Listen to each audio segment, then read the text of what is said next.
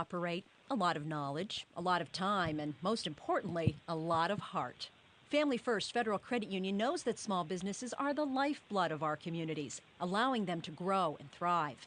That's why we're here for small business owners with a full menu of business lending products that can be tailored to your business. Since credit unions are member-owned, not-for-profit institutions, we're able to offer personalized service and customized loans, things the big banks can't. Family First will even be there for your employees when they need a financial partner they can trust. We're the people who live down the street, work by your side, and want to see your business succeed. Visit www.familyfirstny.com or call us at 585-586-8225 to find out more about how together we can help your small business flourish. Family First, growing with your business, but never outgrowing it. The world of advertising is constantly evolving. Is your company breaking through all the noise? Are your marketing dollars potentially being wasted? Allow Lighthouse Marketing to evaluate your current advertising plan to ensure that your light shines through. Lighthouse Marketing specializes in both traditional and new media marketing. Visit lighthousemkt.com. That's lighthousemkt.com. And let your light shine. What's CAB HQ? CAB HQ, your headquarters for client advisory boards. We help you make your clients your business. A client advisory board is a tool that helps you know exactly what your clients want and need and where your market's going and exactly where you're going with it. What if you knew what your client's perspective of your business really was? Have you ever asked them? CAB HQ asks them for you. We help you design and create councils of your clients, face-to-face. CAB HQ creates a venue for you to have focused, in-depth discussions with your clients about your business. CAB board members feel respected, appreciated, and even honored to be on your advisory board. Greater sales and increased client loyalty are the result. For more information, go to WCEOHQ-radio.org and click on the link to CAB HQ. The direct value of a CAB is yours. Make your clients your business.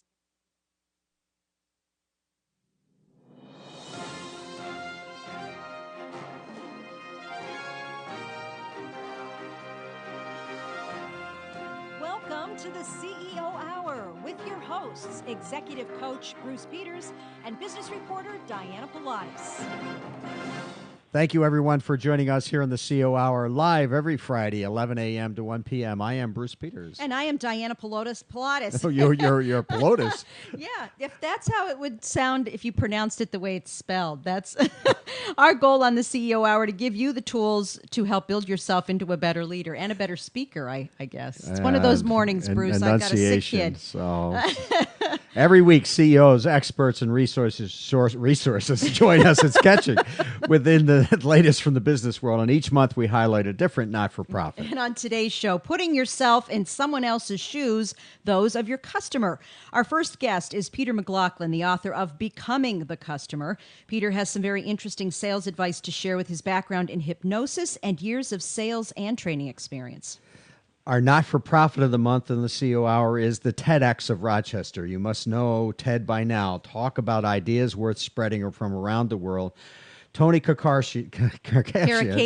Why are we having this trouble today? Joins us to talk about this year's TEDx event in Rochester, New York on November 4th at the Planetarium. Yes, and we can't wait to hear. Bruce is one of our presenters. And next hour, coaching and consulting with Dr. Sylvia LaFair. She's here to make your workplace relationships happy, healthy, and harmonious. Believe it or not, Sylvia is the author of Don't Bring It to Work, Breaking the Family Patterns That Limit Success. We want to thank our founding sponsors here in the CEO Hour, the Black Tab Group, Larson Engineers, Lighthouse Marketing, FlexBand, Friedmaxic CPAs, MedVed, MyWeb Yellow, Next Step U, Heartwork, Mass Mutual and the Financial Architects, Avery Marketing, MBK and Associates, ESOP Plus, CMIT Solutions, Sage Ruddy and Company, Alpha Graphics, Young and Company, and BCMS. Yeah, and with BCMS, they are coming to town, and we have an event with them on October 2nd. Yes. And at the Country Club of Rochester. Please go to our site and register. Getting your business ready to for succession. Absolutely. So now let's welcome our first guest. Peter McLaughlin has 25 years experience in sales, from selling medical technology to financial research to Wall Street publishing. He's also trained in hypnosis and works with salespeople and teams to help them uncover nonverbal cues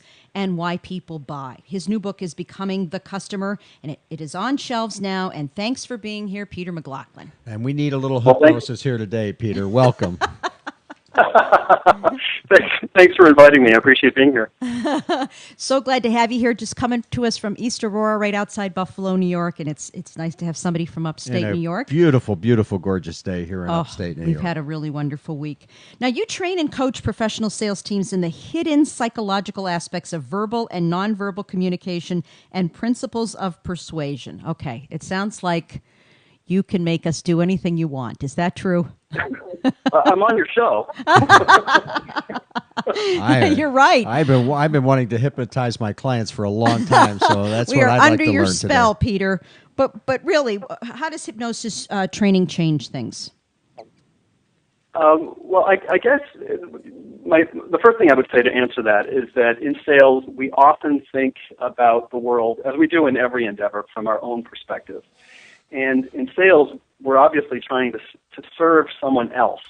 And when we walk in and we talk about ourselves and we talk about our companies and we give them a litany of all the things that our product can do, we're really just hoping that one of those things will land on a hook that customer has, as opposed to, sort of becoming the customer, understanding that person that you're standing in front of and what their needs, wants, or desires are.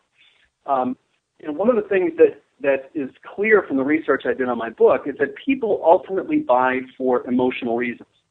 I've been hearing that since I started in sales, but when I did the research for the book, I found the scientific proof to back this up.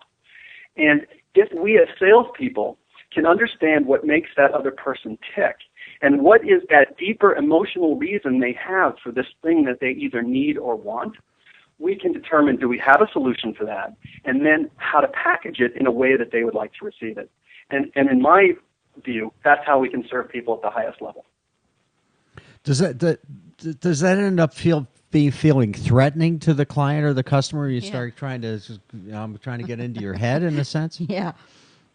Well, I think it would be if you shone a light on them and you had them in a lounge chair or something. But if you are able to integrate this into kind of normal conversation, and let me back up with that a little bit first too, and that is, the first piece of all of this is that it's vital that you establish rapport with a person, whether you're in a sales situation or in a different situation. Doctors have to establish rapport with their patients. Mm-hmm. The mechanic, it's important for them to establish rapport with their clients too. And once you have rapport, you almost have permission to begin asking other kinds of questions that a person may not want to answer otherwise. Let me give you an example. So, fortunately, this doesn't happen much anymore because of legislation, but we're all old enough to remember those calls at dinner time from telemarketers. Mm-hmm. These are people that we don't know. By definition, we do not have rapport with them. If they start asking you a bunch of questions about your house or your finances or your car, you're not likely to want to answer them. On the other hand, if you're talking to a person at a party that you've just met, and it's one of those interactions where you feel like you just clicked with this person, you feel like you've known them for a million years, and they start asking you about your business and what you do, the conversation is going to unfold entirely differently. And that's because you have rapport in the latter circumstance, but not in the former. Yeah, and so also, Peter, just stay there for a second. But also the context is different, right, in both those circumstances? It's on your terms. You're deciding to talk rather than a telemarketer calling you. Yes, although I would submit this to you. If the telemarketer calls and says, Bruce, I'm a friend of Diana's, and she thought that it might be good for us to talk to each other. Your reception now to that person may have changed and changed dramatically because you've got this right. reference. There's a connection. Yeah, right. And what I was suggesting, and maybe are not articulating, is even there, what you've done is you've reframed or you've changed the context, so it's a broader context, not just the fact that one's on the phone and one's at a party or whatever. Exactly. Yep, you framed it up perfectly. So what that proves is that you can do it anywhere. Right. You So know, it's that just because you're on the phone, it doesn't mean that there's no way you can build rapport with a no, person. no, absolutely not. But So you the have to, you content, want to you make know, yes. the context or the situation, it reflects the situation, and it's almost a permission that to have a different kind of a conversation, right? Yes, and by referencing in that hypothetical phone call, by referencing Diana, I've harnessed one of the principles of influence, which is that of a peer group. You know, Diana is in your peer group. By referencing her, I've harnessed one of these timeless principles of influence that you mentioned at the outset of the show. Right. So I brought up the hypnosis. You were in sales and you were doing many things before you got into hypnosis. I just bring it up because it's an interesting thought about understanding why we do the things we do. Sure. And Sure. and becoming the customer. It gives you a different edge to that whole idea. I think so. I mean, when I became a hypnotist, when I was trained and I began practicing it, I recognized that there was information, there were skills, there were techniques, there was knowledge that if it were applied to this other universe of selling and sales, it could make a big difference. And I was still in the role of salesman at that point, and I began testing this, using it, and noticing the difference that was happening. And I thought, I got to write a book on this. I have to do it because I don't think it's actually been done. At least been done by a person who's got experience being a salesperson and a hypnotist. I don't think there's many of us running around. No, and so what is the biggest difference? Well, I mentioned before that in my opinion, in order to have a very successful sales interaction, it's vital that you have rapport. There is a science to achieving rapport. All the sales training that I've been through in the 25 years that I've been doing this in a variety of capacities would talk about the importance of rapport in the sales process. And when you would ask the trainer, okay, well, how do we establish rapport? They would say something like, well, if you're in the office and you see a picture of the person fishing, start talking about fishing. If you see a picture of the person's family, start talking about kids. Well, if you don't know much about fishing, if you don't know much about kids, or if that just doesn't work, then what do I do? Mm-hmm. And I always heard crickets, nothing, don't know, we don't know. And in order to have a successful interaction with a client in a hypnotic setting, where you're going to be asking some pretty personal questions perhaps, and you're asking the person to let down their guard, you first have to have rapport. And the specialty of neuro-linguistic programming, which is kind of a sister to hypnosis, has figured out how to achieve rapport with people on a scientific basis, how to test if you've achieved rapport. And so this is one example, just one example of how you can use this information, how you can use these skills in any setting to build rapport with other people. And it doesn't have to be confined by any means to sales and selling. I just happen to choose this because that's where my expertise in the business world resided. Peter, I have just, and I apologize because we haven't talked about this and we didn't set this up later, but I happened to be in an office on Wednesday of this week, and it happened to be for an HR manager in a fairly good-sized company. And there was not a single solitary any evidence in that HR manager's room about anything about them personally. Zero. I mean, it was a totally stark, naked, as Spartan a room as you could possibly imagine. And she kept the room that way because she does the interviewing for all the hires, because she did not want any evidence of any way or fashion or for somebody to be able to create rapport with her. Wow. And I asked her about it, and she said it just that way. She wants it to be So the basics.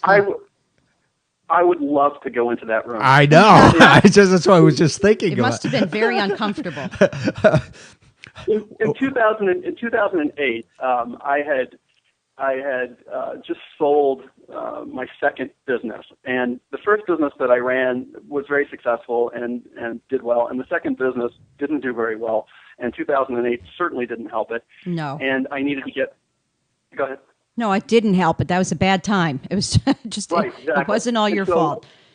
And so I needed to go get a job, and I remember coming home and talking to my wife after I'd had my, I don't know, 7th or 8th interview, and saying to her, you know, if I could interview for a living, if somebody would pay me just to go out and interview, Yeah. I'd do it because I was having so much fun using these techniques and watching how it was working. Well, let's talk about that when we come we're back. going So to we have a gotta commercial break, but when we do come back, I want to go back to the HR lady with the rapport. So how would you establish rapport with Yes, her? in a blank room. Yes, with the things with you've someone learned. who did not want you to have And we're going to rapport. learn about why you went into hypnosis for to a break. begin with. Yes, you You're are listening to the CEO Hour on WCEO HQ Business Radio, where high performers Learn together.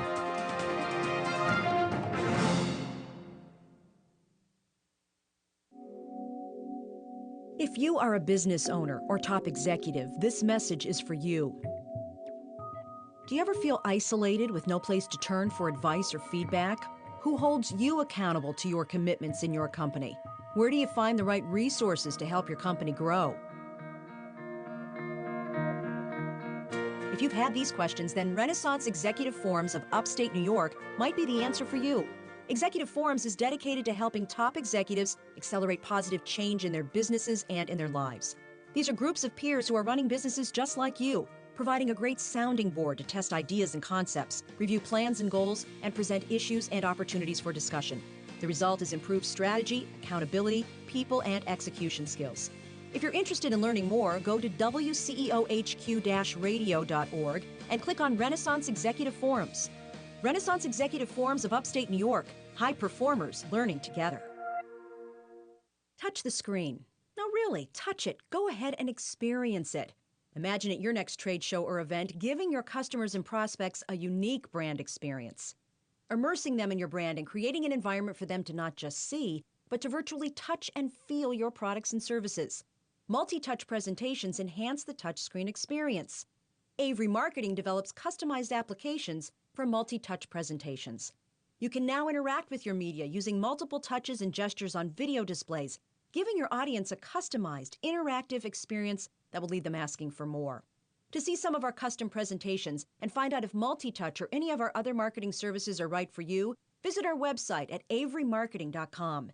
Avery Marketing, fresh perspective, exceptional craft, inspired creative. Avery Marketing provides strategic brand marketing solutions that engage customers and prospects in your brand experience.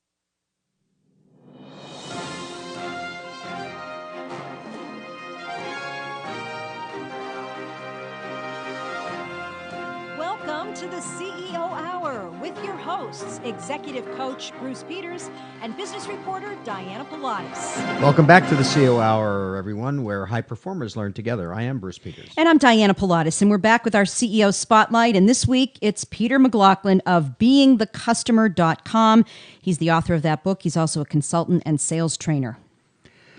And we left off at the last break talking about this wonderful topic of rapport. So I walk into this HR director, totally Spartan room, and so how do you create rapport with her for somebody who knows that they don't want you to create rapport with them? They kept it sparse so that you wouldn't on purpose. You wouldn't be able to talk about that fishing trip because of the picture or the family or something like that.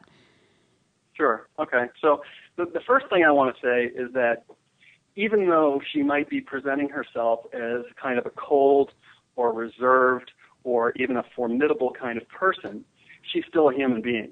And she, I would argue, still has those experiences in different contexts where she meets somebody at a party and she just clicks with them.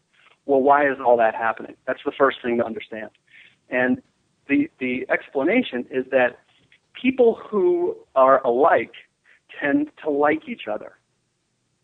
So there are different elements of a person that you can, it's called mirror, pace, and lead. And you may have heard this from a long time ago. But mirroring essentially means finding an aspect of that person or a couple of aspects of their nonverbal communication that you subtly mirror. And you don't do it all the time because that's mimicking, and that doesn't work, and that could really flame you out. You subtly mirror one or two aspects of them when you're talking. If you do it exactly when they do it, it looks like mimicking. If you do it when you're talking, it looks much more natural. And you don't have to do it exactly like them. It's just a subtle kind of mirroring. Now, if you were to walk into a a bar or a restaurant or places where people are congregating and talking socially, what you will notice if you just start watching is that people who are in rapport are mirroring each other. You have two people that are both leaning on the bar on an elbow, one on their right elbow, the other on their left elbow as they face each other, like looking in a mirror. Their other hand is holding a glass. When maybe their legs are crossed at the same time. When one of those people changes an aspect of their posture, you will notice the other person within 30 seconds or a minute changes the same aspect of their posture. You'll notice this in yourself in the future, now that I've poisoned you. When you're having a conversation with somebody, it's a great conversation, and you'll notice that you start following their movements or they're following yours. Now, you can mirror aspects of body language. You can mirror aspects of their voice. So the tone, the pitch, the cadence, the rhythm, all of those things can be mirrored. And again, it's not mimicking it. You're not trying to be an impressionist and sound exactly like them. All you have to do is shade in their direction. Well, it's almost following the mood that is set, kind of, correct? I mean, if you're all wild and they're really calm, there's not rapport there, usually. That's correct. That is correct. That's correct. And yes, and you can match things like in NLP it's called verbal predicates. So somebody could be speaking with verbal predicates that are suggestive of a visual kind of processing of the mind, an auditory processing of the mind, or a kinesthetic processing of the mind, right? So it could be, I see what you're saying, I hear what you mean, what you're saying feels right to me. These are different ways of saying the same thing that imply a different way of processing in the mind. And in talking to people, if you're really aware of this kind of thing, you can notice a person sometimes is using primarily visual language or they're using primarily kinesthetic language. And just feeding back to them kinesthetic verbal predicates can actually build this kind of rapport. If you do these kinds of things, the other person isn't even aware that you're doing it. Yeah. But what you're doing is you're stepping into their shoes. You're beginning to step into their reality, hence the title Becoming the Customer. Now, when you do this for a period of time, just like in the bar, and you're matching, you're mirroring them for a while, and then you keep doing it, which is called pacing. If all of a sudden you change something about your body language, you change something about your posture, for example, and you notice the other person now changes something about theirs to match you, you have proven definitively that in that moment you have rapport. So that's one of those nonverbal cues that you would look for. Yeah, and this is something that I've done over and over again. Peter, are there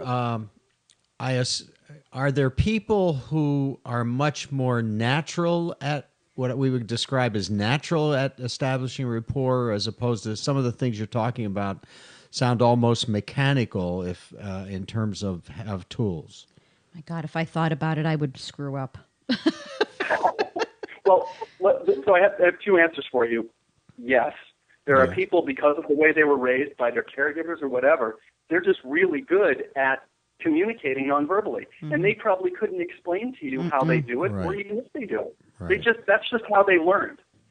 The good news in all of this is that you don't have to be born with the right caregiver in order to learn this later. And with respect to the mechanical part, you know, the first time we all rode a bicycle, it was mechanical, and many of us fell down. But now, those of us who learned to ride a bike as a kid, even if we haven't ridden it in 20 years, can get on a bike and ride it without even thinking about it. We can tie our shoes without even thinking about it. It becomes an unconscious competence, which is no different from what I'm talking about here. If you just read my book and you said, okay, I'm going to go out and just do this now, might it be awkward at first? Absolutely. On the other hand, if it's something where you're in a normal conversation with a friend and you notice you're matching, and you just try moving one thing and your friend moves, now you're starting to step into their world and you're starting to understand this. And with effort and application, like anything else in life, you can learn to do it. And it's actually, after a while, it becomes very easy. Well, I mean, one of the things that I say in training is start with emails. When a person writes to you in an email, you don't have to respond instantly. They're not standing in front of you. And you can look at this email and you can see the predicates in there that they're using. Are they using primarily visual, auditory, or kinesthetic? and then practice writing the email back using whatever predicates that they're using to you in that email. It's the same thing in speech, but that's an easier way to do it because you have more time to really kind of think through it and practice it. Yeah, it's interesting that you mentioned that because, again, back to my question earlier about context. So there's a context in email, so there's a way of matching rapport no matter what the context happens to be, whether it's telephone or email or or generally, right? Where you Correct. are, how you're doing it, it becomes appropriate to that context. That's exactly correct. The difference is that it's just not as powerful because you don't have as many mechanisms working for you. In person, right. You have the voice and you have the visual and maybe even touch. You can even see how somebody's breathing because, believe it or not, you can match another person's breathing. There are therapists that do that, hypnosis therapists that do that match breathing with people. Or people in emergency medicine that match the kind of rapid breathing with somebody, and then they start slowing their breathing down, and the other person unconsciously follows the slower, more calm breathing pattern. Well, I'm going to have a fun weekend all practicing all this stuff. I want to go back because I think I want to make sure we remind ourselves and remind others that why is it so important to have rapport or to have or establish rapport? Okay, well, the first thing I'll suggest is that we go back to our earlier example of you're sitting at say a lunch meeting with somebody, and you feel very easy. It's fun having this conversation with this person. You feel like you're in rapport with them. Are you more or less likely to share important details about your company or about your goals or your dreams or your desires with them versus the other example of the person calls you on the phone, you don't know them from Adam, and they start asking you questions. You don't have rapport with them. Which interaction is going to be more successful? I think we can all agree it's the one where you've got rapport with the person you're at lunch, right? This is why rapport is absolutely vital. I mean, we're all consumers too. See, that's the other interesting thing is that every salesperson is also a consumer. And if you ask a room full of salespeople to think of a really good sales experience they had and a really bad one, one of the elements that's always present in the good sales experience is rapport with the salesperson. The person understood me. They got me. I thought I heard you say earlier, and maybe I missed it, but that much of buying buying in relationship is emotional. It's not totally the intellectual thing, and so rapport is kind of the gateway or the doorway into that emotion. Is that correct, or am I missing something? Precisely. And if you think about it, almost every time a salesperson is asking a prospect to buy something, they're asking them to change a way of doing things, either with something that they didn't have before or something they had before, but now it's a different thing, service, product, whatever. And human beings are naturally resistant to change. All of these things, the principles of influence and so forth, and especially rapport, are ways of dealing with the fear that comes with change. If you trust your doctor,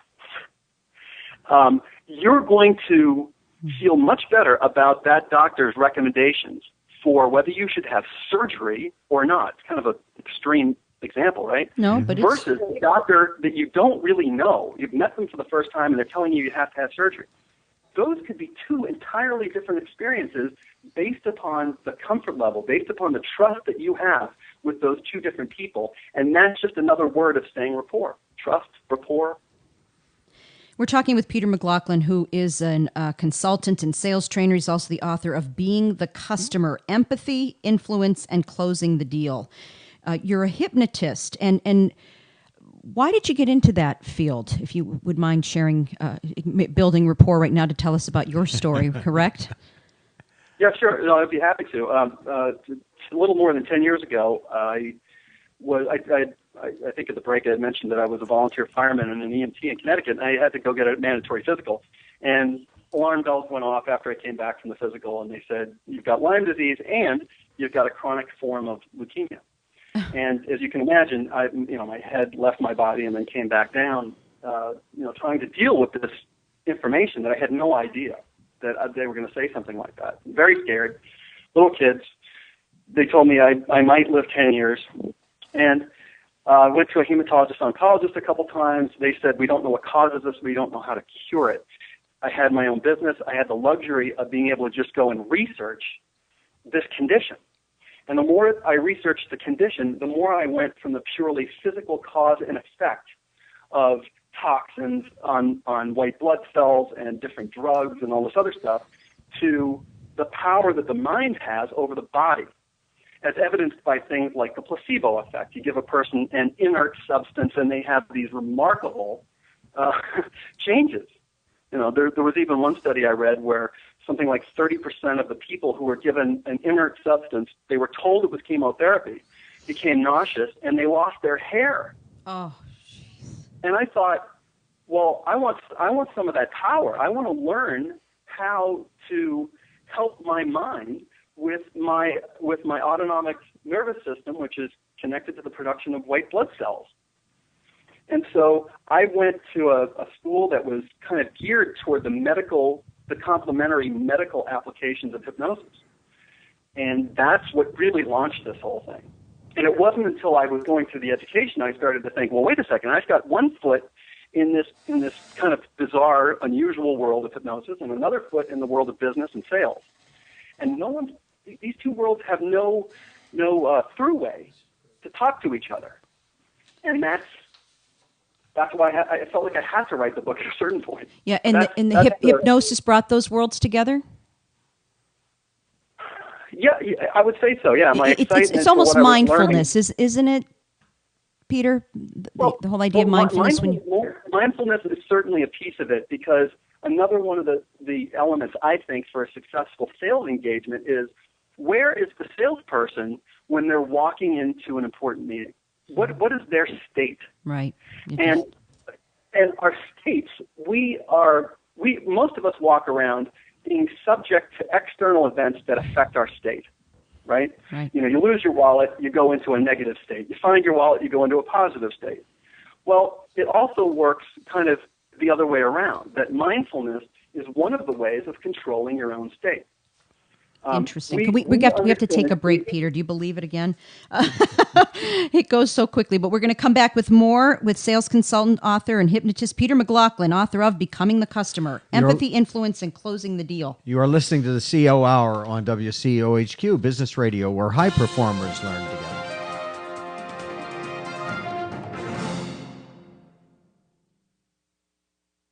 Lighthouse Marketing continues to evolve with the ever-changing world of advertising. In addition to traditional and new media services, Lighthouse Marketing offers their clients strategic sales consulting.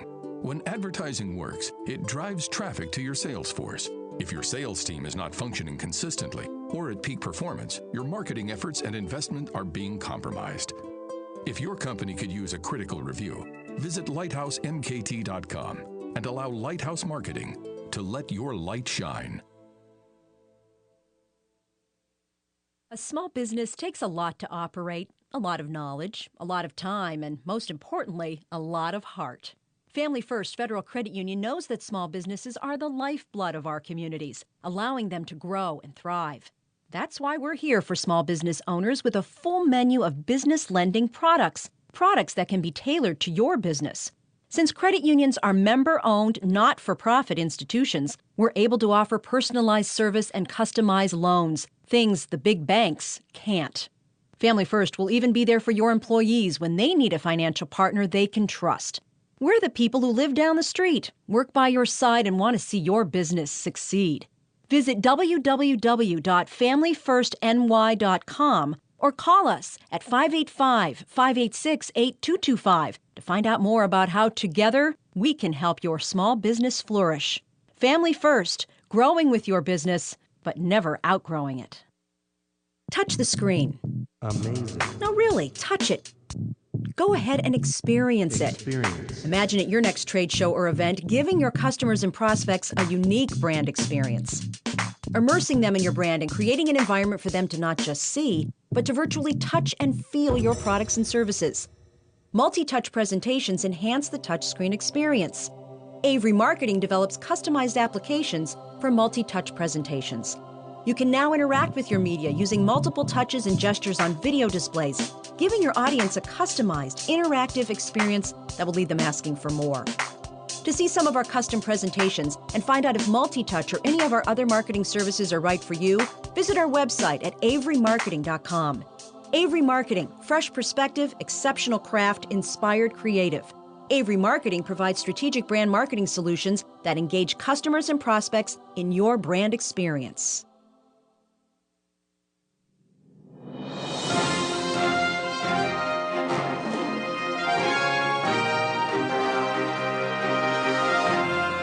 Welcome to the CEO Hour with your hosts, Executive Coach Bruce Peters and Business Reporter Diana Pilatus. Welcome back to the CEO Hour, where high performers learn together. I'm Bruce Peters, and Diana Pilatus has stepped away for a few moments, but thank you for joining us on this September 20, 2013.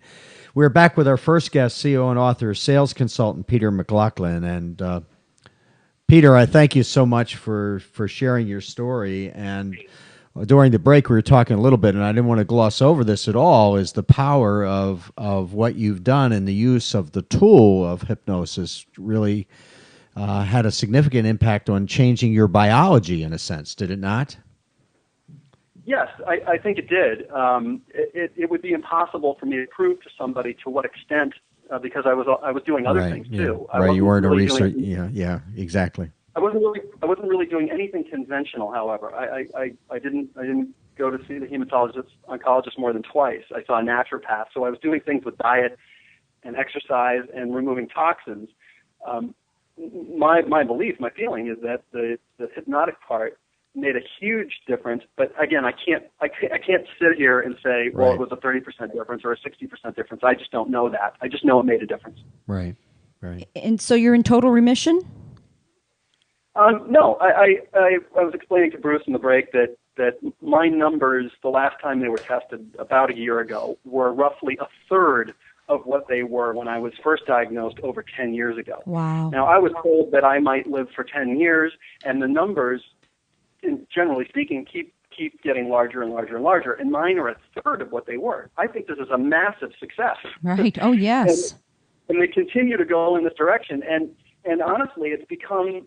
It used to be kind of the cover of my life story, and now it's a chapter, which really feels good, and I'm grateful to it for exposing me to things I would not have otherwise been exposed to. Yes, the power of healing, the hypnosis, the natural ways to change your life.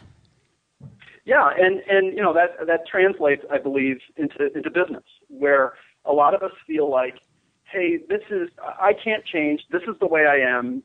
Take it or leave it, and I'm engraved in stone. And what I learned through this process was that the people who are the most successful are the people who are most able to adapt to changing circumstances. Now, we know this just based on our businesses. Businesses can't stay static or else they go out of business. Mm-hmm. But it's the same for people. People have the ability to adapt and to change. And those are the people, according to the law of requisite variety, it comes from game theory, who are the most successful in life.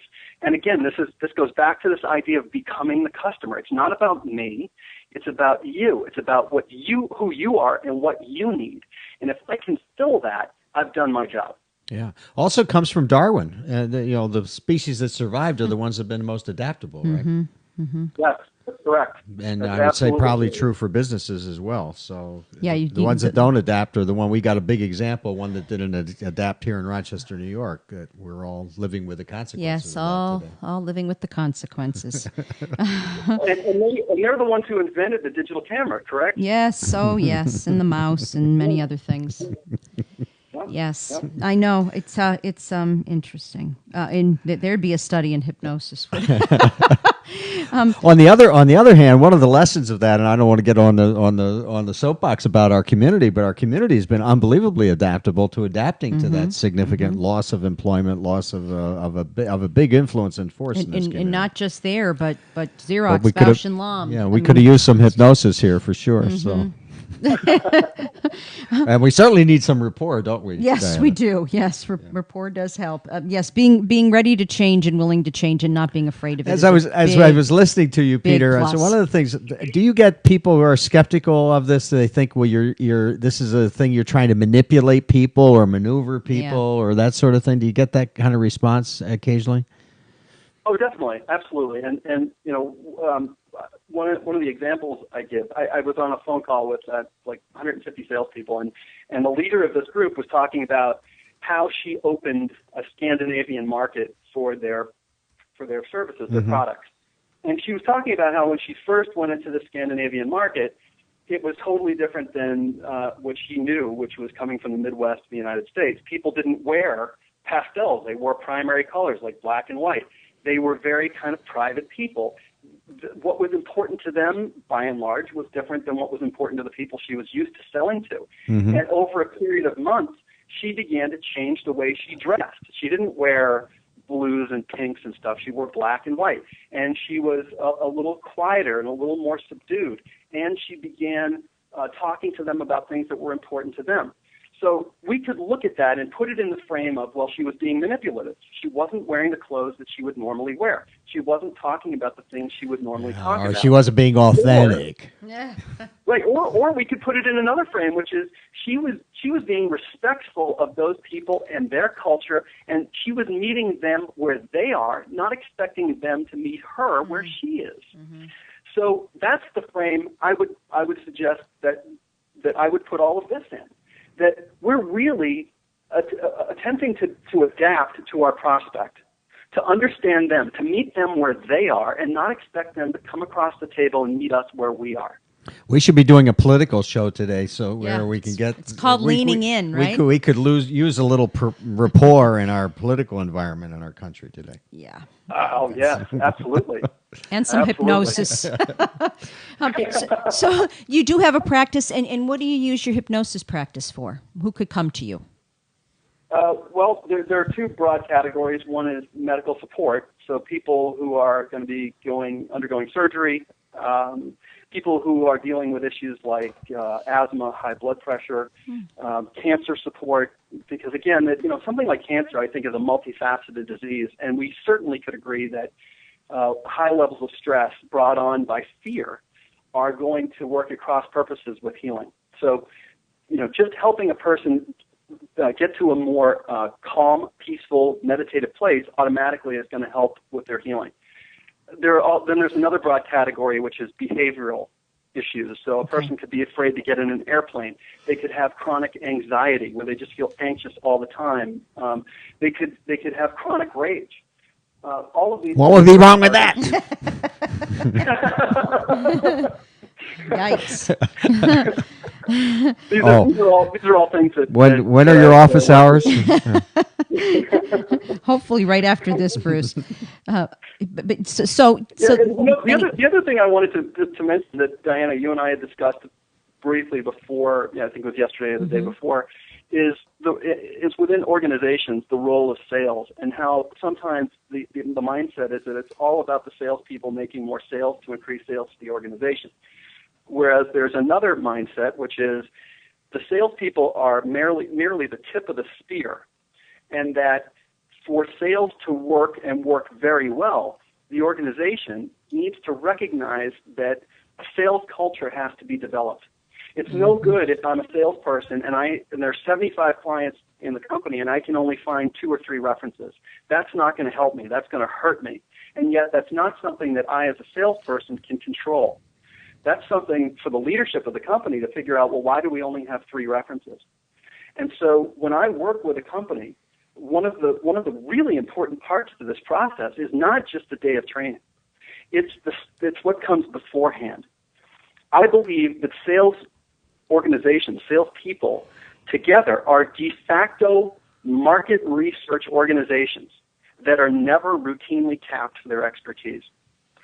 Salespeople touch every element of an organization: finance, legal, accounting, operations, customer service, over and over again. They know how those departments function when they bring something to one of those departments.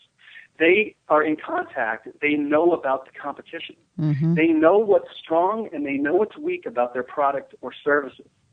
And when they are surveyed as a group anonymously, what you see from these surveys are certain areas that keep coming up over and over and over again. And if companies would do this on a routine basis, they would be able to improve their sales by finding those areas within their own organization, within their own products and services, where that's creating friction that's slowing down the sales process. And so I feel like that my role is to help companies with 3 stages. The first stage is this survey that I just told you about and producing a report that shows the business leadership where their strengths are and where their weaknesses are, and maybe even make suggestions of how to correct those. Secondly, From the salespeople. You're asking this from the sales department. Yes, Okay. right. Yes, hour-long, in-depth, anonymous reports that get consolidated together in a report. Second step is training in some of these things that we've been talking about here. How am I communicating with my prospects and my customers on a nonverbal level? Where is the real influence coming? How do I find the emotional driver to this sale? And then third, some kind of ongoing coaching, whether it's by me or whether it's by somebody else. When salespeople run into a situation, they have somebody that they can bounce ideas off of. Hey, I keep having this recurring problem over and over again. How can I fix this? And that problem may either be from the outside world in, or it may be something about me. Every time I get in a certain situation, I get nervous or I back off. How can I fix that? Or it could be a tactical circumstance. How do I solve this tactical circumstance? So I think often training can be looked at in a vacuum. We just need to train the salespeople more and we'll have more sales. Yeah, well, that's not going to do so much if your product is overpriced, or if it doesn't work properly, or if you don't have good referrals, or if the finance department keeps blowing deals because they won't be a little flexible on terms, right? And then after training, what happens on an ongoing basis? Do we just forget about these people and let them just throw them back out to the wolves, or is there some kind of an ongoing way of supporting them? I was having a conversation yesterday with one of my clients who's in healthcare, and I was saying to her, you know, when one of your nurses runs into a problem, a clinical problem with one of the patients, she or he can go talk to other nurses. They can talk to specialists, you know, physical therapists, people who are really good at starting an IV line. They can talk to doctors. Who do your salespeople talk to when they run into a problem? Is there any support for them? Right. And that was a huge light bulb for her. It's like, oh my gosh, you're right. We need to change. Isn't that the sales structure. manager's job? I think so. I think ideally it is, but some companies don't even have sales managers. She didn't even have one. And is the sales manager, is that how they view their job, is to kind of be a coach, or do they view their job differently? Yeah, you know, So Peter, those we're are going to run. We're going to run out of time here, and I really appreciate the thought. One of the kind of 2 questions that kind of come to mind, and one is there some data or ROI on the effectiveness of all this that would be valuable? Because we always run into somebody who says, "Look, if we can't measure this, then it's not successful." Well, there are 2 things I can say. The first one is that I can't give you any ROI or data just based on my own business because I've been doing it out in the field for such a short time. Mm-hmm. You know, I wrote the book. It was just recently published. I just launched this business kind of in May. Okay, that's right? fair, and we appreciate that. So that's one piece. The second piece is that there are certain scientific pieces, like there was a study done at NYU where they did some of this mirroring. And all they didn't do any mirroring of the voice or the verbal predicates that I had described before. They just did body mirroring. Right. And the subjects didn't realize that that's what was happening. They thought that something else was occurring. And the people that were mirrored and matched rated the interviewer as 10% more likable than the control group. Right.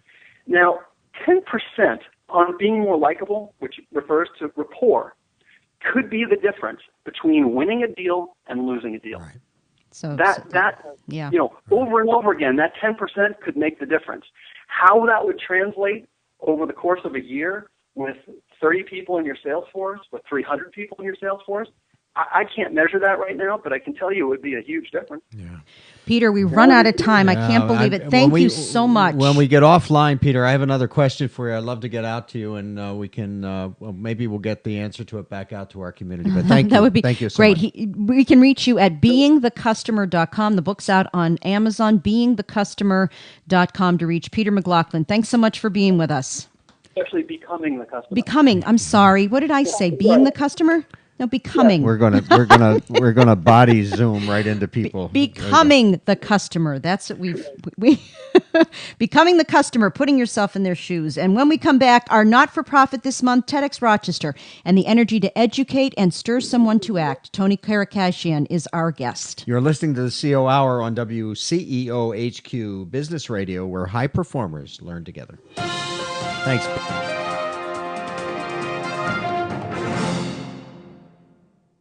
A small business takes a lot to operate, a lot of knowledge, a lot of time, and most importantly, a lot of heart. Family First Federal Credit Union knows that small businesses are the lifeblood of our communities, allowing them to grow and thrive.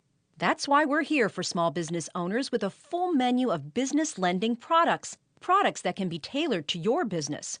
Since credit unions are member-owned, not-for-profit institutions, we're able to offer personalized service and customized loans, things the big banks can't. Family First will even be there for your employees when they need a financial partner they can trust.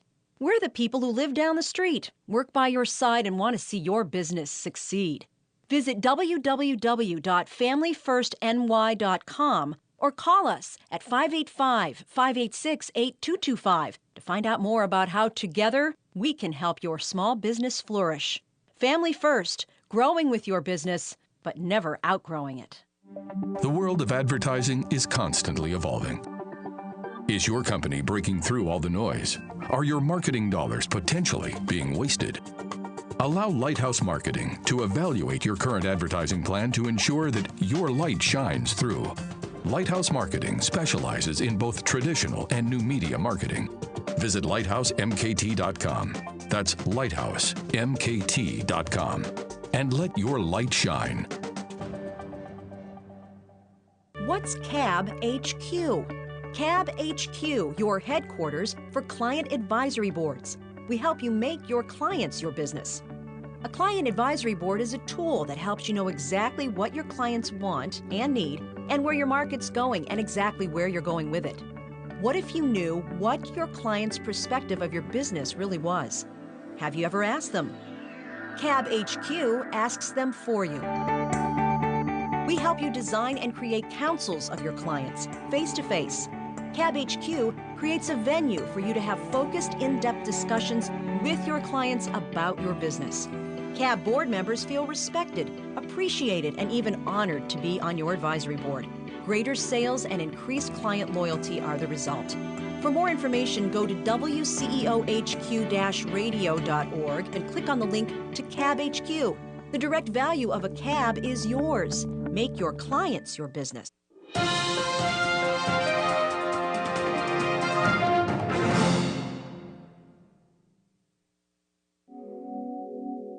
If you are a business owner or top executive, this message is for you.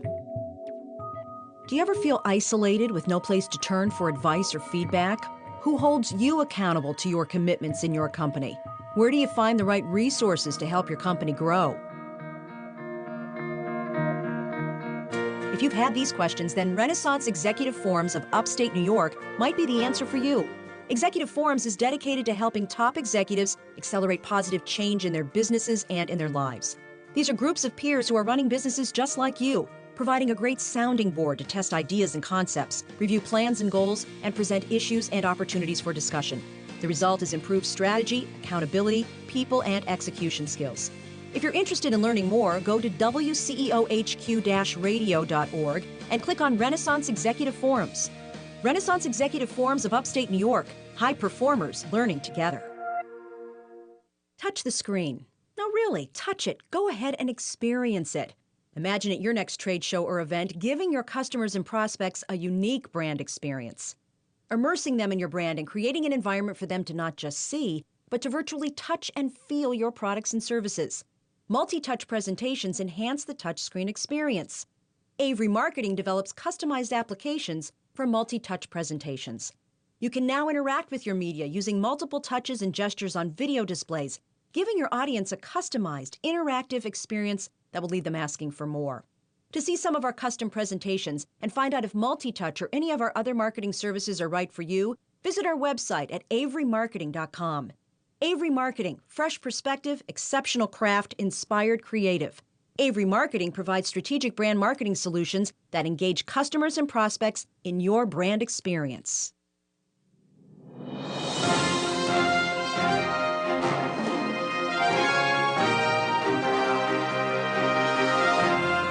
Welcome to the CEO Hour with your hosts, Executive Coach Bruce Peters and Business Reporter Diana Pilatus.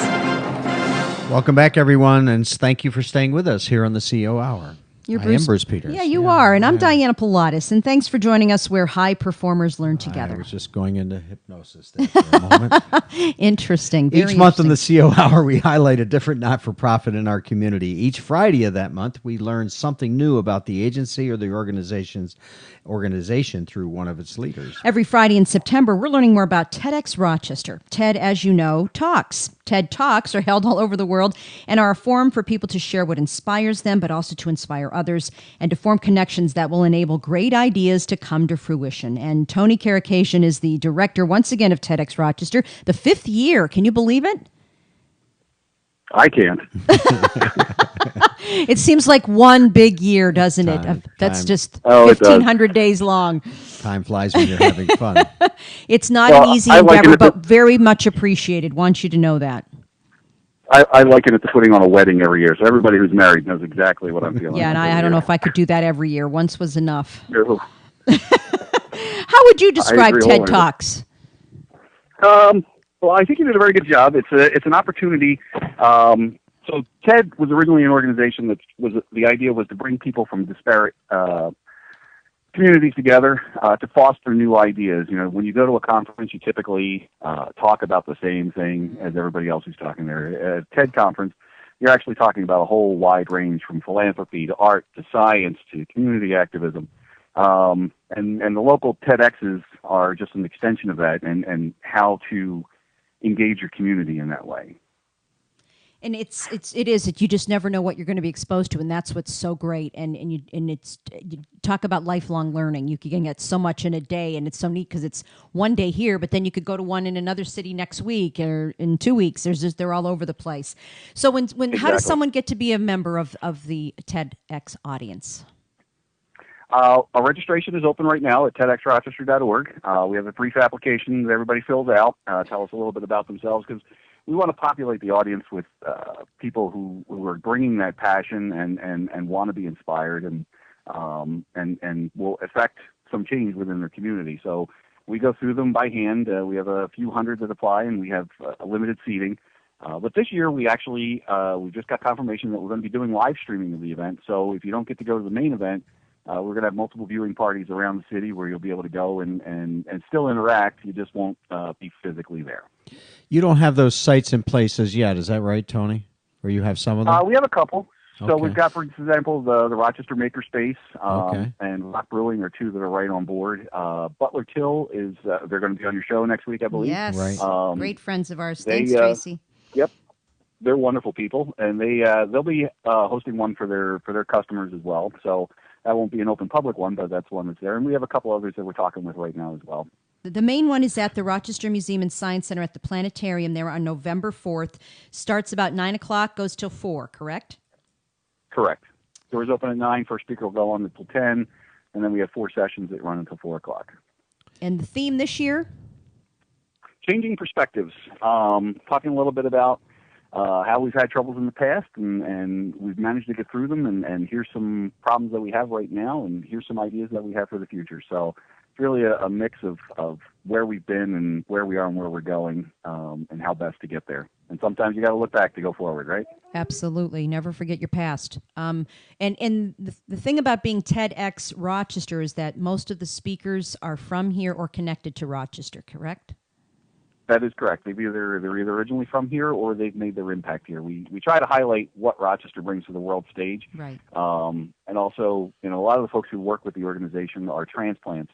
And they see this bright, intelligent, well-educated, dynamic community that's here. But the experience I've had from a lot of natives is they see cold and crime. And I can understand that. For a while I felt the same way. But we really want to show Rochesterians what Rochester is capable of as well, because there's a lot of people who see a lot of potential here.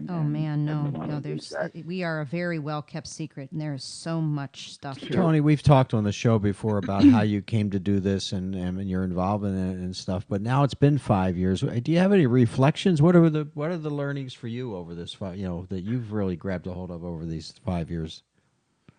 Well, I'll tell you, you never know what's going to happen. So I actually reached out because Dave Vogler, who was one of our speakers in 2011, he works at Keck. He's one of the designers. He had applied just earlier this week, and he wrote this amazing application where he talked about the connections that he's formed as a result of this. So I said, I love to hear these stories. What kind of things have you done? And he's telling me about how he's working with a local organization who was part of last year's event, Reconnect Rochester, to help build a database of historic properties in the area, and he's created a new magazine called Post that's in the area, and bringing out these kind of connections as well. So it's almost like the print version of TEDx. I think the most interesting thing was he said, I got an email a couple weeks after that event, and from a woman who said I inspired her to go back to grad school and get my degrees. So you never know what's going to happen as a result of that, and for me it's not a one-day event. It's the connections that come out of that. Ralph Spezio in 2010, as a result of his video going up online, his organization for eradicating lead poisoning in the United States has really taken off. He speaks to state legislatures. He's spoken at conferences. And it's all as a direct result of his TEDx talk going out on the web and made so many people aware, right? And he's back at School 17, which is just a great thing for our community. Oh, it really is. And I got to go to the opening day, and the community rallied around him. They were just so excited that Mr. Spezio was back. Yeah, I know. But you never know like you said, what's going to happen. It's the synergy that happens from meeting someone. And are you doing the thing again today where you're trying to pair people up that you've done in the years past? Probably not this year, just because that's a lot of work, and we've got a lot of finalization that we're going to do. Yes. We're trying to find a better way to automate that, and I think we've hit on something, but we won't have time to integrate it this year. But it's actually something that we did for 2 years, where we would take information from their application and create a couple of questions, put them on the back of somebody else's name tag, and say, hey, go ask Diana about being on WCEO, or go ask this person about. It really was. I mean, it's a great idea to pass along to other companies, or if you need an icebreaker or something like that, because it was a great idea. But it is a lot of work. So, yeah. Yeah. That was very nice of you.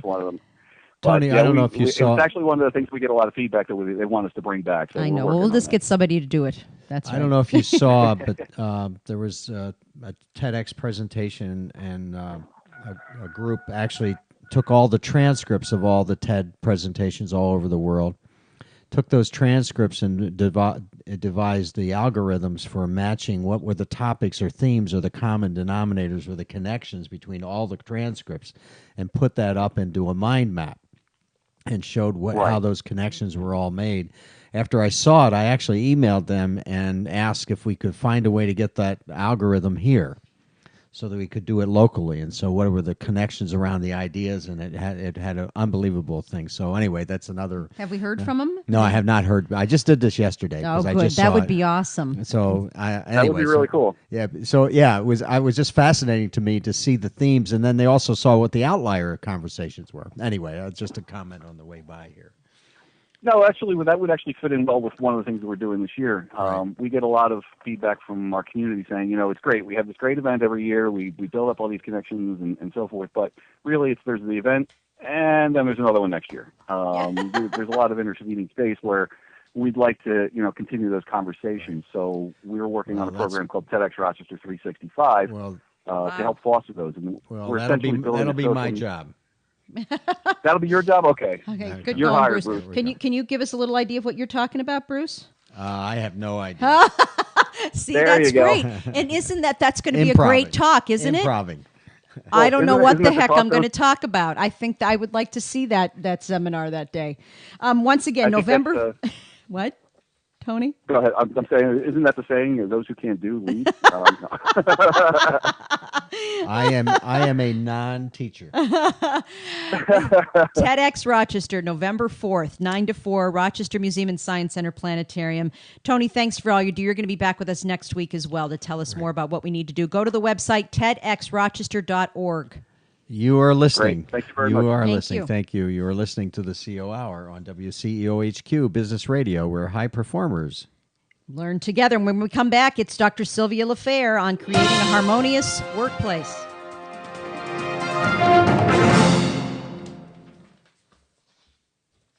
Lighthouse Marketing Tony. continues to evolve with the ever-changing world of advertising. In addition to traditional and new media services, Lighthouse Marketing offers their clients strategic sales consulting. When advertising works, it drives traffic to your sales force. If your sales team is not functioning consistently or at peak performance, your marketing efforts and investment are being compromised. If your company could use a critical review, visit lighthousemkt.com and allow Lighthouse Marketing to let your light shine. A small business takes a lot to operate, a lot of knowledge, a lot of time, and most importantly, a lot of heart. Family First Federal Credit Union knows that small businesses are the lifeblood of our communities, allowing them to grow and thrive. That's why we're here for small business owners with a full menu of business lending products that can be tailored to your business. Since credit unions are member-owned, not-for-profit institutions, we're able to offer personalized service and customized loans, things the big banks can't. Family First will even be there for your employees when they need a financial partner they can trust.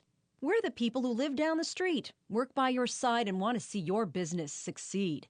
Visit www.familyfirstny.com or call us at 585-586-8225 to find out more about how together we can help your small business flourish.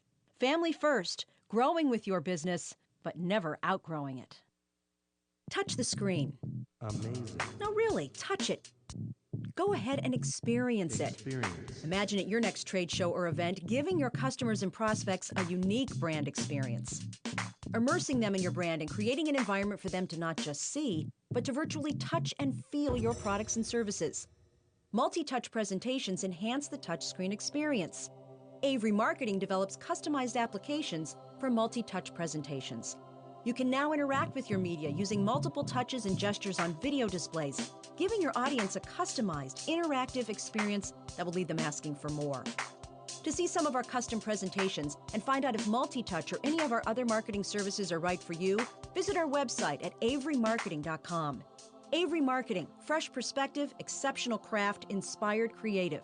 Avery Marketing provides strategic brand marketing solutions that engage customers and prospects in your brand experience.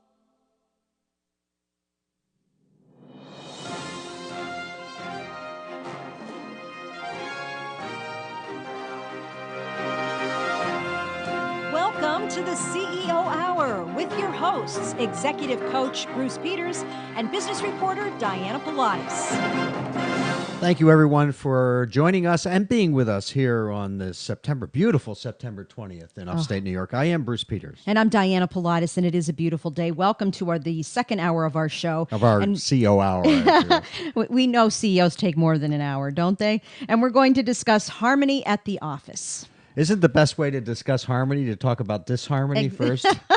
Well, we were going to talk about both, and Dr. Sylvia LaFair can help us with Can that. it really happen? With more than 30 years of experience in business consulting, Dr. Sylvia LaFair is a global authority on workplace relationships. Why do we actually care about all that? Because it's very important. She works on developing leaders, aligning teams, and creating cultures of collaboration. Her mission to make workplace relationships healthy, happy, and harmonious. Her latest book, Don't Bring It to Work, Breaking the Family Patterns That Limit Success.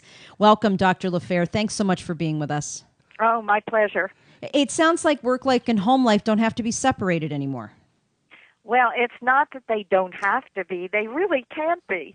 We've been living under an illusion that they're separate, and who we are at work and who we are at home is pretty much the same person.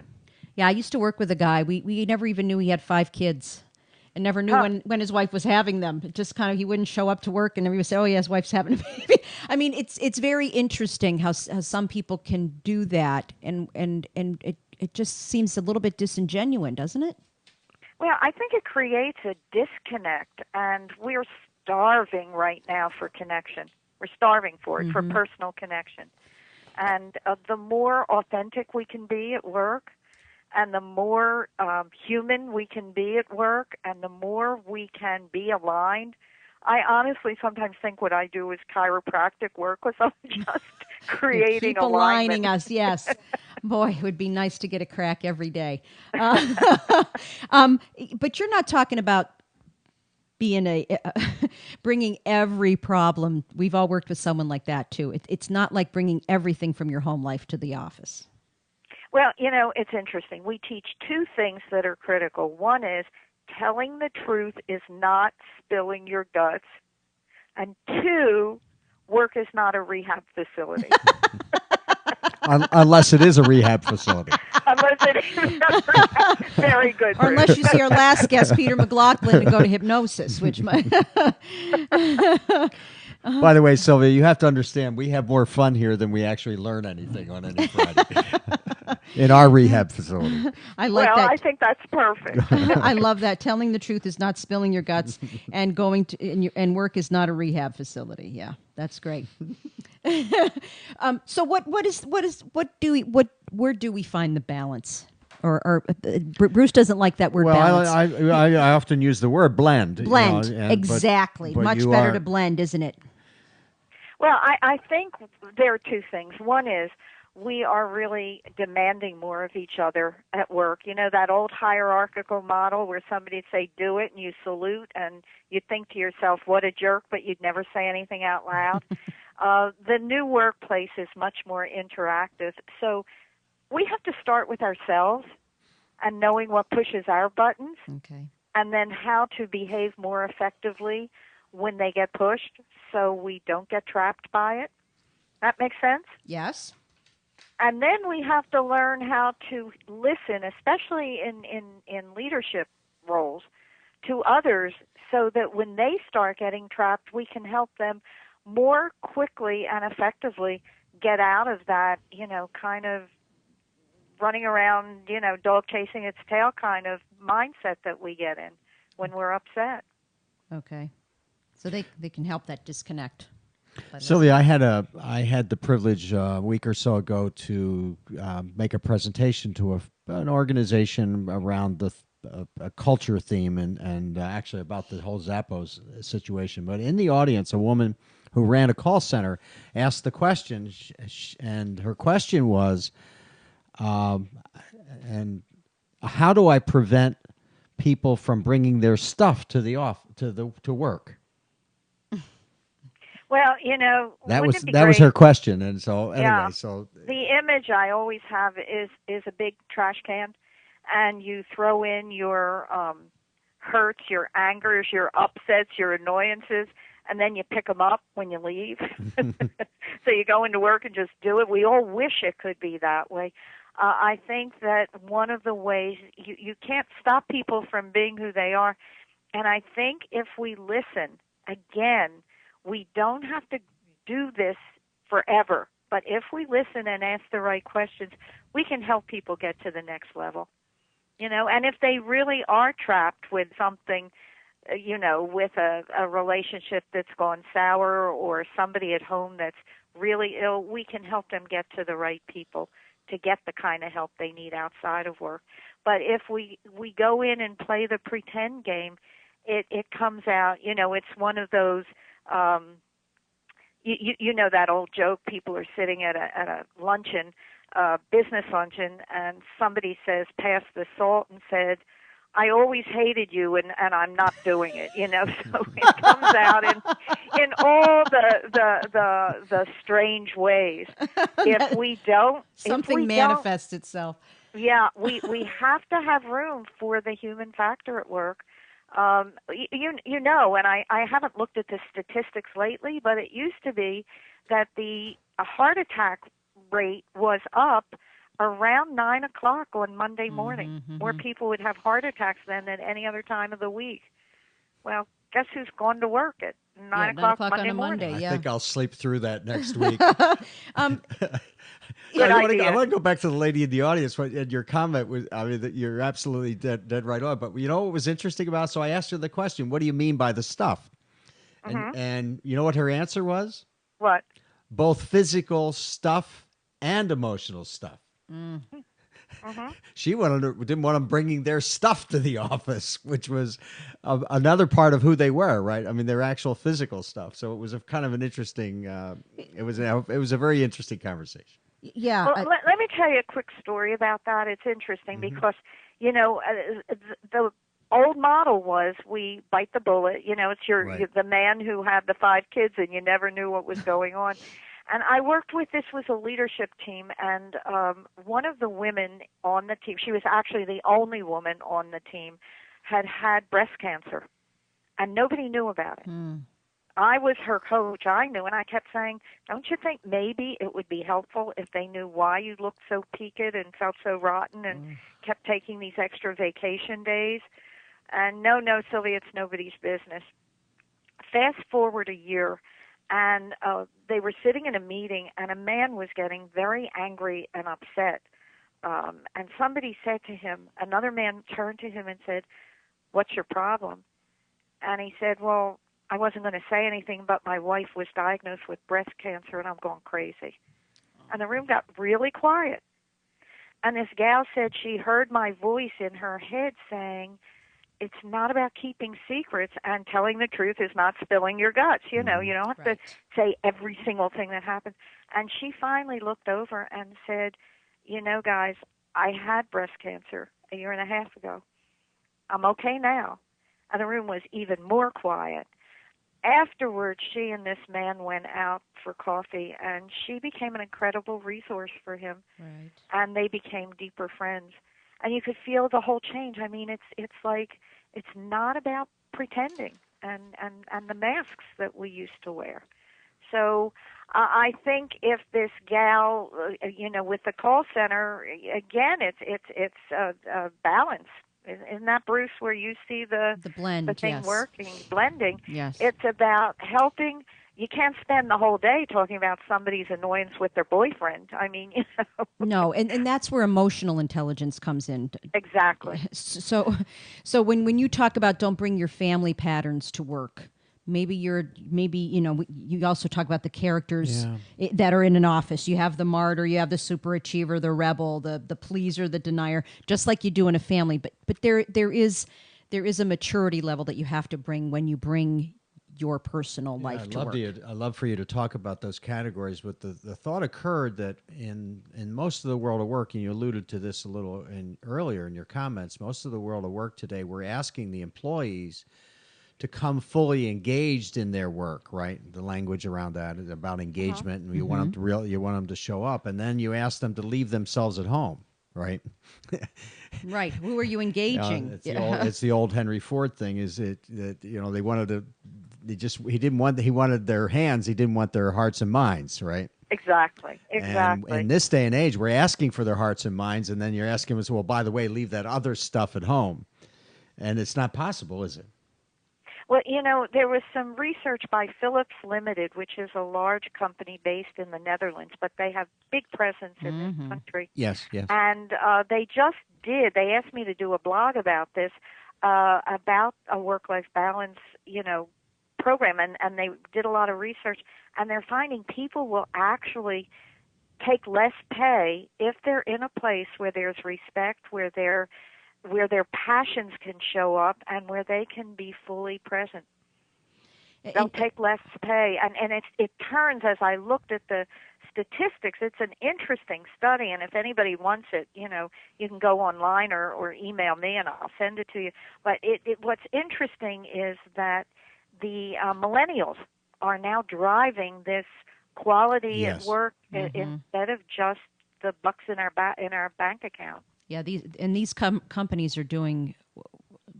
These are successful companies that are allowing this. Exactly. But let me tell you how I got to this family stuff at work. It's very interesting how I took a left-hand turn in my career. I was a family therapist, and I taught at one of the medical schools, and I trained a lot of therapists, and, I had a kind of busy practice. And one evening we were doing a program for parents whose teenage kids were driving them nuts, so the room was pretty full.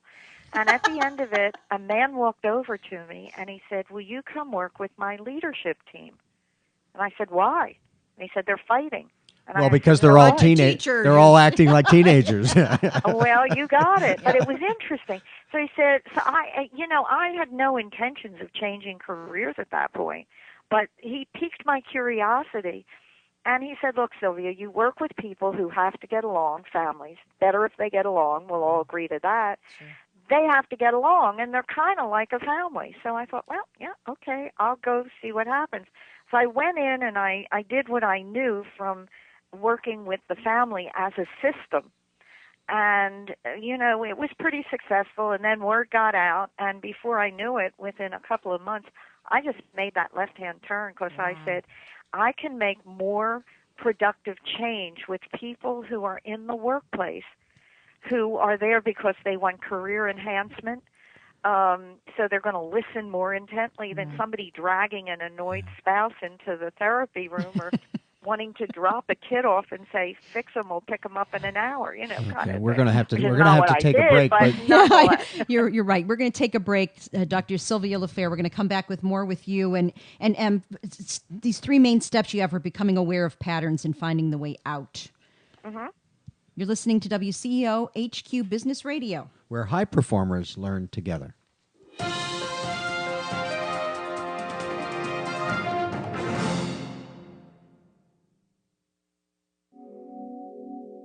If you are a business owner or top executive, this message is for you. Do you ever feel isolated with no place to turn for advice or feedback? Who holds you accountable to your commitments in your company? Where do you find the right resources to help your company grow? If you've had these questions, then Renaissance Executive Forums of Upstate New York might be the answer for you.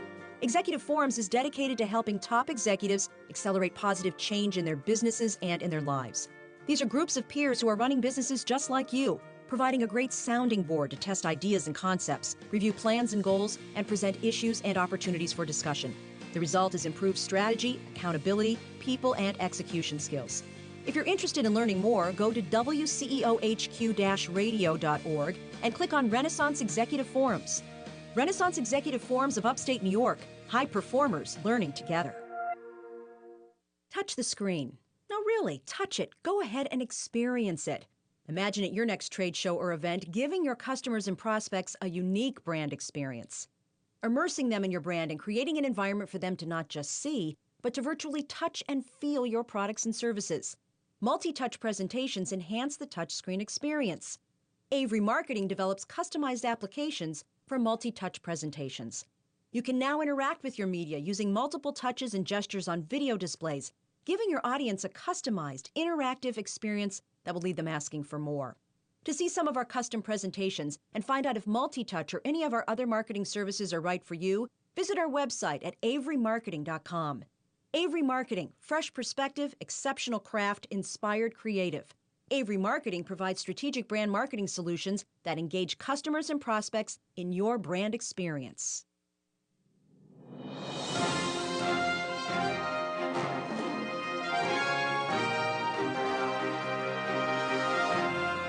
Welcome to the CEO Hour with your hosts, Executive Coach Bruce Peters and Business Reporter Diana Pilatus. This is Bruce Peters, and thank you for joining us here in the CEO Hour. And this is Diana Pilatus, and we're back with our guest this hour, Dr. Sylvia LaFair, consultant, coach, and author of Don't Bring It to Work. Sylvia, when we left off in the last segment, you mentioned that you took your work from the family environment into the business environment. I just wanted to. One of the things that struck me when you mentioned that was when you actually began to work in the businesses. I'm guessing that the people in the businesses began to take the learnings back home. You actually ended up touching both sides of the equation. You're a very smart man. You have it exactly right. And it was funny because one day I really got it. Somebody called me and she said, I'm so-and-so's wife. And we were working with that company, and I thought, automatically, is anything wrong? She said, no. I said, so what can I do for you? She said, well, I'm calling to thank you. I said, for what? She said, I don't know. She said, but he's so much nicer. Whatever you're doing. Oh, man, keep doing it. Exactly. Yeah, in a, So in a that's when I sense. got it. Yeah, in a sense, you're touching more lives that way than you might touch from doing individual therapy. And it's not that there's anything wrong with that, but you could touch a lot of lives this way. No, if you could reach people early before they go into the workplace and take all this baggage, that would be great as well, and maybe they'll learn this way. But what are those family patterns? Are they the roles that we take on at home that then become the roles we take on at work? Yeah, well, here's what happens. There are basic patterns that are in the family to keep the family stable. And it's not really conscious, but, it's almost like you pick cards out of a deck. And usually no two people in the family have the same role that they take. So somebody may end up being the super achiever and the me guy or gal, and, they have to go to Harvard undergrad, Yale grad, and then they go to Stanford for 3 PhDs. So they have that role. I tried to get turned down at all those places. Oh, you did. Sorry about that. Well, if what role was I playing? Victim? No, super achiever. you just listen for a minute. So there you go. It's very interesting. So here's what I found. So there are these patterns. There's the victim, there's the rescuer, there's the pleaser, blah, blah, blah, in the family, okay? So I go into the workplace, and all of a sudden I'm saying, wow, it's no different.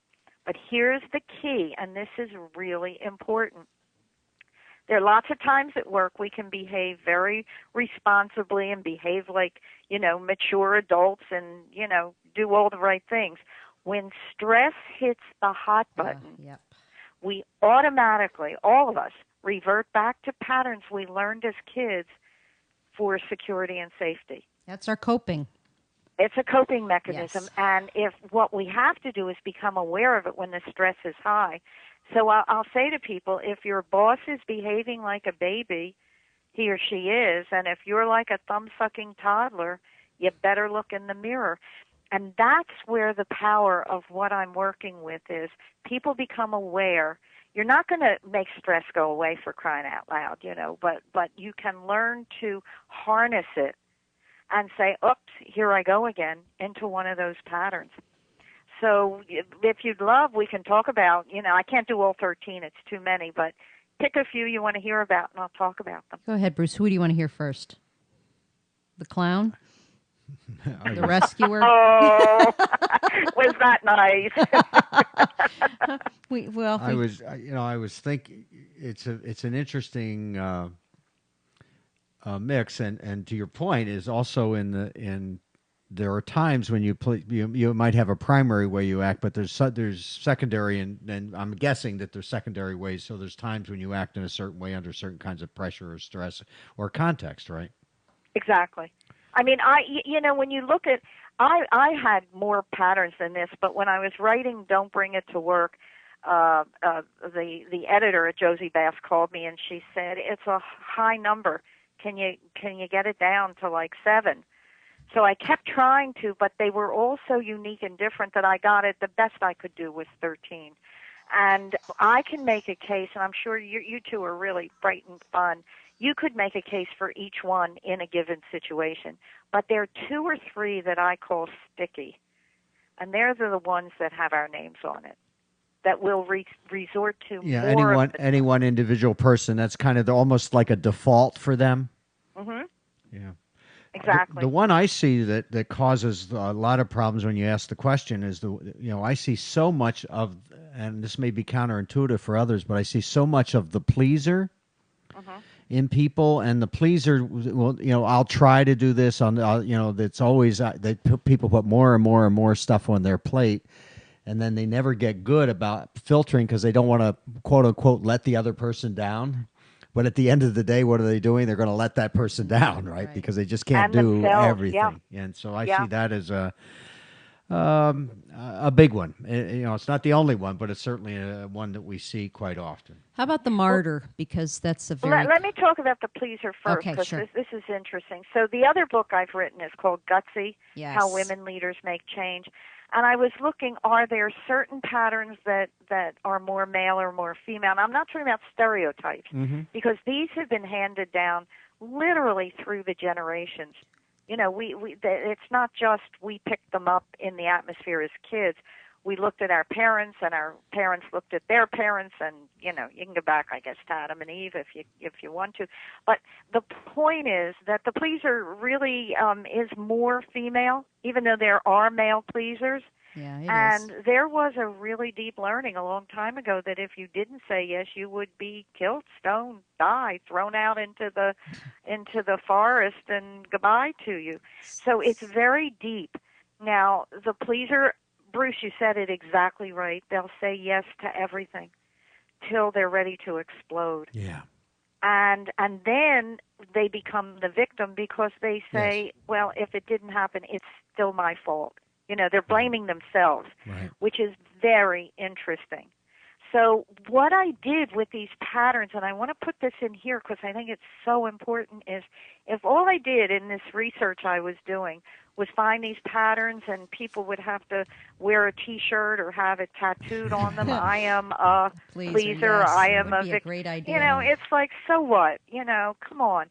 So I started looking at, well, if you have that energy and you can do some strength training and flip it to its what I call its healthy or positive opposite, then you're good to go. So the pleaser becomes a truth teller. Yes. And I'll give you one quick example. I was working with a company, and the general manager of the company was a pleaser. It was just female.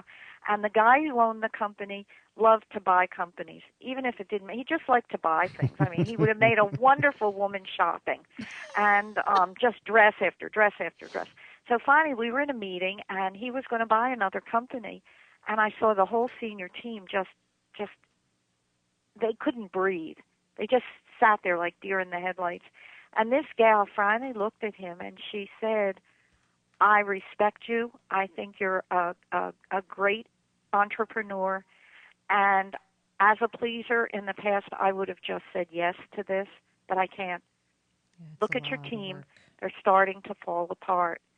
And I cannot support buying another business right now. And he looked at her and he said, you never said that kind of thing before. She said, I never knew you could transform these patterns. And then he looked at me. He said, what are you doing to my company? I never thought you could change. Yeah, exactly. Go ahead. I'm sorry. And so, they had another deeper talk offline, and he agreed not to buy the company then, and it made a big difference. And she has become an incredible truth teller. So every time she goes, because we all slip and slide back into the earlier patterns, she can feel it, and she'll click it, and then begin to take the reins of this wild pleaser horse and become a truth teller again. Nice. As we were looking at these, the second one that jumps out at me is kind of one of my favorites as an outside consultant is the denier, or organizations or people go into denial about things. And one of my favorite expressions is most people prefer the problem they have to a solution they don't like. And the whole denial thing is one. And then the other one, which comes out in big, bold relief, and I think women have this more than men, but the rescuer piece. Yeah, that goes Well, with you're being right. the pleaser. You're right about the rescuer. Again, it was something we've been taught to do. That's the rescuer, and also, Diana, you mentioned the martyr. Yeah. That's another one that often. Now, the martyr's different than a pleaser because the martyr will do everybody's work. They're the ones here at the workplace. I want you to, anybody who's listening, pay attention.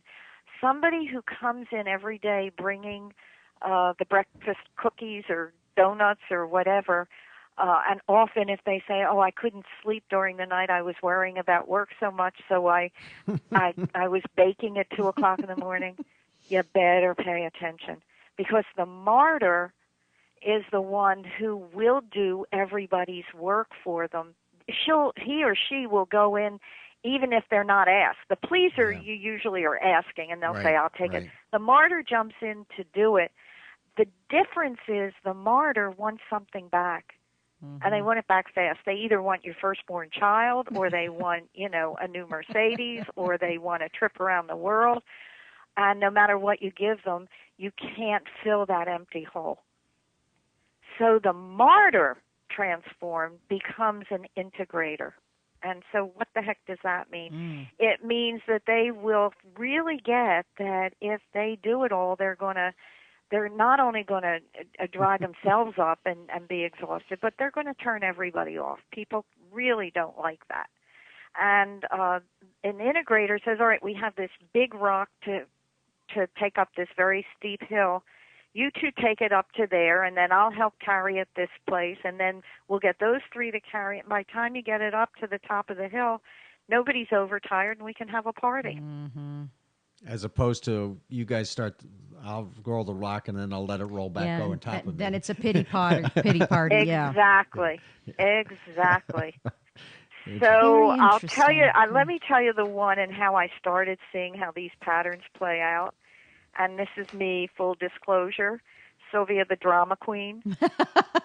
And I grew up, I have an older brother who became a physician, and he's 6 years older than I am. And so as a kid, he was kind of king of the hill. And, my brother would say, tomorrow's Thursday, and my parents would applaud. I say, tomorrow's Thursday. They say, oh, that's so cute. Go play. So if I wanted attention, I just threw a hissy fit. And I was good at it. I was really good at it. So Academy Award kind of hissy fit. Nice. So I have a 7-year-old granddaughter that's perfect at that, by the way. Well, she will turn into what the drama queen or king turns into, a good storyteller. And here's how I got it. One day I was at a meeting in the morning as a consultant, and as something happened, and I kind of put my hand down on the table a little harder than necessary. I said, this has got to stop. And I looked at somebody on the side, and the response was, oh, she's so dramatic. So I left the meeting, and I thought, oh, what do they know, right? Another meeting later in the afternoon. I knew not to put my hand down on the table because I didn't want the reaction, but I had my hands flailing in the air, same thing. And somebody said, Sylvia, when you do that, it's so dramatic, it's exhausting. So anyway, my daughters were in college at the time, and one of my daughters called that night, and that was 2 times, right? But they didn't know what they were talking about. So my daughter calls, and we're getting into something, and I finally said, Julie, that's ridiculous, and blah, blah, blah, blah. She said, Mom, when you get that dramatic, nobody can talk to you. How about if we hang up and I call you another time? Clink. And I sat looking at that phone, thinking not very nice thoughts and words that all had 4 letters. And I went, oh, my God, 3 times in one day, I have to own it. My husband used to say, can you cut the drama? And I think, well, he's a man, what does he know? Yeah, so anyway. There's no drama. Yeah. But I got it. And then I thought, all right, I had to work on it. What's the transformation? Because any drama queen or king out there knows you get a good adrenaline rush. And it really, it's fun. It can be very addictive. Yeah. But storytelling, you can get a good adrenaline rush, and it's doing something positive. So that's how I learned how to transform it. And that was the beginning of finding these patterns and starting to sort of sniff them out and figure out how to transform them. And you offer this little out, which I think is nice. Observe your behavior to discern underlying patterns, then understand and probe deeper to discover the origins of these patterns, and then transform your behavior by taking action to change. OUT, out. We'll pick up on that. That's right. And we'll come back with more with Dr. Sylvia LaFair, author of Don't Bring It to Work. You are listening to the WCEO HQ Business Radio, where high performers learn together.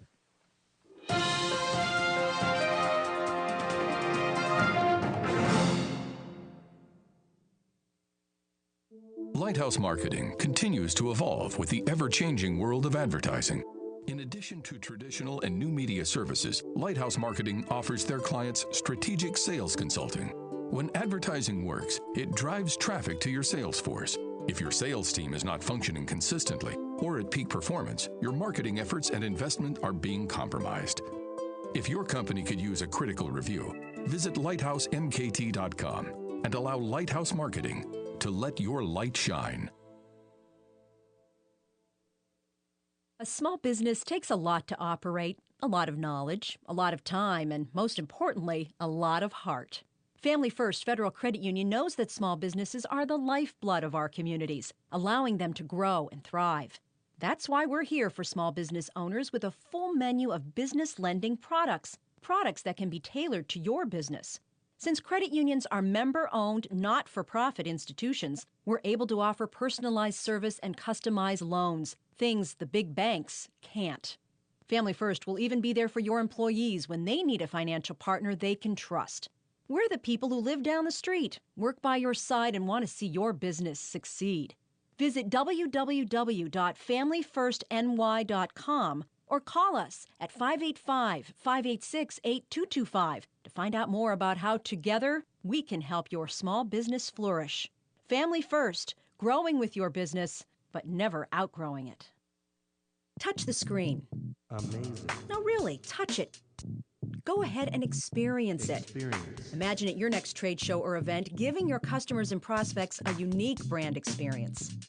Immersing them in your brand and creating an environment for them to not just see, but to virtually touch and feel your products and services.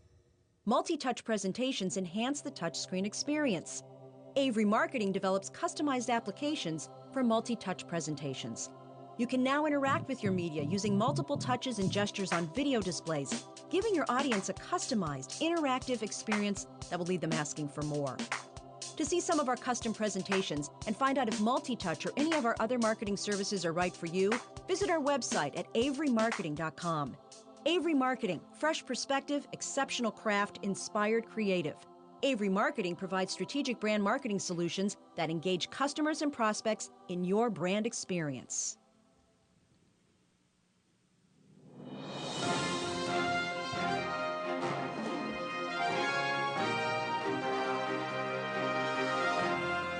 Welcome to the CEO Hour with your hosts, Executive Coach Bruce Peters and Business Reporter Diana Pilatus. Hi, everyone. I am Bruce Peters. You know, we have to change that music. Yes. Yeah, we are.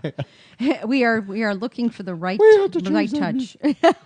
I'm Diana Pilatus. We're finishing up our conversation with Dr. Sylvia LaFair, consultant, coach, and author of Don't Take It to Work. She's also the author of Gutsy, about women leaders, and hosts women-only retreats. And I was trying to do an imitation of being the clown. Yes, and tell us what happens. You were talking about how you've taken the pattern of the drama queen. Now you've become a good storyteller. But in storytelling, in what way? Well, I think you learn to, it's not on stage acting, but when you're in a meeting and you're a leader, you learn to find stories that have meaning, you know, that will really lead people to see things differently. And you can tell the story with some drama, and you can get short ones. So here's a perfect one about the patterns that I just love, and it's a mother who calls up to her daughter saying, "Hurry up, you're going to be late for school." And the daughter yells down, "I don't want to go. Everybody talks about me behind my back, and I don't have any friends." And the mother yells up, "Oh, that's such an old story I'm hearing from you. And besides, now you're the principal." It's that kind of story that you get people perked up, and people will start to pay attention. Yeah, so those are good things. And then you said the clown too. He or she becomes the humorist, right? The clown. Now, it's very interesting. If you're ever in meetings where it gets really, really tense, often somebody will tell a joke to diffuse the tension. And that's good on the level that we need to have something to break that intensity. On the other hand, the clown, once they get it under their belt, becomes a humorist. Mark Twain was a wonderful humorist. Yeah. He was able to find, and it's all in the timing. Same thing with the drama queen or king. Mm-hmm. The timing of when you use this energy is what makes a big difference. And it can be used both ways. As you're saying, it can be used very positively to move things forward, or it can be used very negatively and take the energy out of a situation. Exactly. So when you begin to understand it and see that you learn this, it's interesting. I was watching Jim Carrey being interviewed, and whether you like his humor or not, that's where he made his fame. And he was being interviewed saying, "Were you always funny?" And he said, I had a mother who was very sick. And when I was a kid, 8, 9 years old, I would come home from school and she'd be lying on the sofa. And he said, I would do anything to get her to laugh. And this was in a television interview, so he started making those plastic faces. You know how he can contort his face? And he said, that's where I learned it. I learned it standing there wanting to make her feel better. Well, isn't that became something? His career. Yeah. You were talking in some of the patterns, the differences between men and women in these patterns. Are there some of the others that we haven't talked about?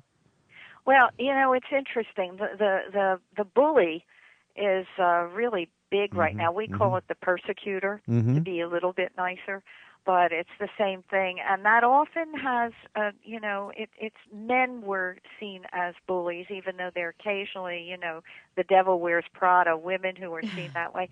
That's been pretty much a male sort of place to look. And interestingly, the clown has been very much a male one. And the other one I just love is the avoider. And, men are... Yeah, let's not talk about that. Thank you, Bruce. Well, men, it's very interesting because I have to tell you, this is a very funny story. See, I'll tell my story. Sometimes you can use yourself in the story. So, here I am, the drama queen. I'm married to a very nice man who is an avoider, or was an avoider. So we would have an argument, and he'd get the keys, and he's out the door and in the car, and he's gone, right? So it would take that much longer to get the thing resolved. Anyway, we're working on the transformation of these patterns because we work together. And we had a tiff, and he said, sit down. And I said, why, so you can get out of here faster? He said, no, I'm sitting down too. And I thought, well, this is different. And I saw where the car keys were on the counter, and he's not going for them. And he sat down. I said, what's this about? Well, he said, we're working on the avoider becomes the initiator, the one who will start the difficult conversations rather than leaving. I said, uh-huh. He said, so we're sitting here and we're going to get it resolved. Well, the drama queen in me felt like a balloon with all the air going out. I couldn't use all my old tools of, how to do my gotcha you needed stuff. A new toolkit, didn't you? I sure did. And what was interesting is we got whatever it was resolved in, I think it was under 5 minutes. In the old days, that could have been a half a day because he would have been gone for most of that. Oh, so people can change. Well, I couldn't be doing this kind of work if I didn't know that people can change. And we just finished the second session we have a program called Total Leadership Connections. And it was to be launched on September 11th, 2001. Obviously it wasn't. We started it in that November. This group is the 56th group. We're starting the 57th group in October.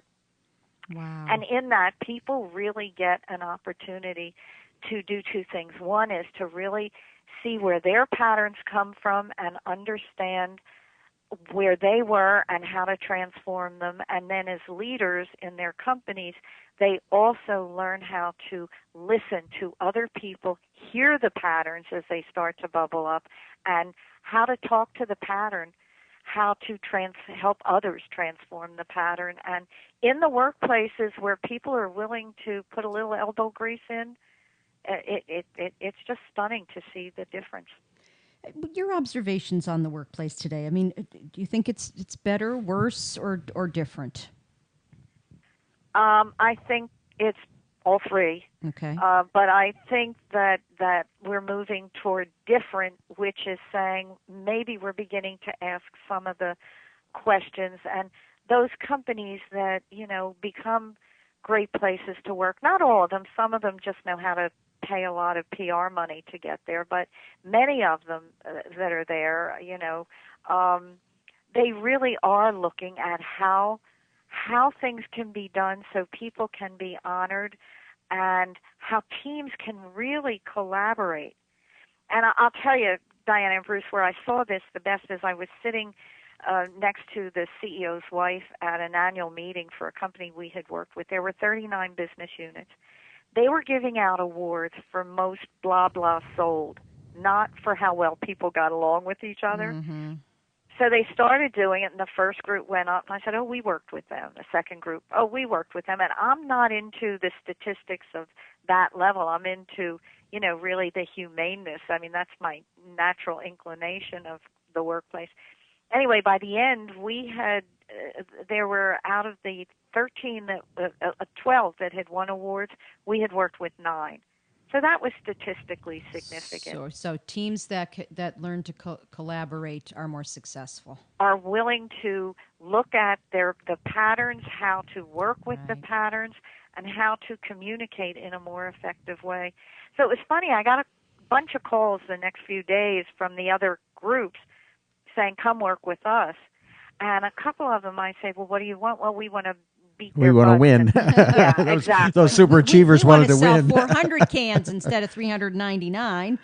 Yeah, but a couple of them said, I watched those teams, Sylvia, that were winning that you worked with at the breaks and at the team dinners, and they really like each other. We want that for us. So those are the ones we went to work with. Interesting. See how they're going to do next year. It'd be nice to know. Other advice for leaders out there, as Bruce was talking about, the one leader who said, she doesn't want people bringing their stuff to work. Well, I think, we know a lot of the things that and so much research has been done now, and so many blogs and articles about, being authentic. And again, telling the truth is not spilling your guts. Being authentic is really being able to admit vulnerability. It's an ability to be able to see. I think this for me is really critical, to see the skill in other people and figure out how to fan the flame for that to happen. Those are the people that will stay with the company. Right. And the ones who say just drop your life in the basket at the door and come in and become an automaton, they're not going to make it over time. We're moving away from that. Thought occurred today, an awful lot of today's show, and I don't know if Sylvia, you got a chance to listen to our first guest, but our first guest was an awful lot about rapport and how do you develop rapport and what you're talking about. And there's so many books written on leadership, and almost ad nauseum, and you can't read them all. But the thing that you're both talking about, which kind of jumps out at me, and maybe Diana, I'd love to hear your thoughts about this as well, is all these things you're talking about are tools in your toolkit to maximize connection with people around real stuff. Mm-hmm. And getting, showing up real and understanding the impact of that, and then the willingness to make the adjustments because of their connection to others in a way is a really, really magnificent thing that you're doing, and your work is showing that difference, which is, I think, real important. A lot of different ways to do it, but this is one of those tools in the toolkit. It seems to be could be quite valuable. Exactly, Diana. Yeah, I guess it's that whole idea of showing up for real stuff. Allowing somebody. I think the best thing that you said was seeing the skill in others and how to fan that flame. So knowing and being willing to be patient. I mean, it's being patient and wanting to be successful together. It's interesting. In the leadership program I was just doing this morning, it's a 4-session program that every 5 or 6 weeks you meet 4 times. So it's like a 4-act play. And you have time in between to practice and learn. And usually there's only one person from a company in these programs, but we took a risk in this one and put 2 men, in this program together who were really having trouble with each other, high enough in the organization that it was tumbling into their teams and creating a lot of conflict. And there have been moments I thought, dumbest idea I ever had. And there have been moments I thought, most brilliant idea I ever had. But at the end of the session today, they looked at each other and said, one of them turned and said, I understand you differently than I ever did. And what I'd like to do offline is for us to really look at how we can partner together, because they're teams. It was like countries, you know? Yeah. And the loyalty was there, and it was creating a lot of dissension, which eventually creates loss of income, you know, productivity and the bottom line suffers. I think one of the greatest things that was ever said was, you know, most people, and I think it is, don't come to work to do a bad job. I agree. You know, you wouldn't get out of bed.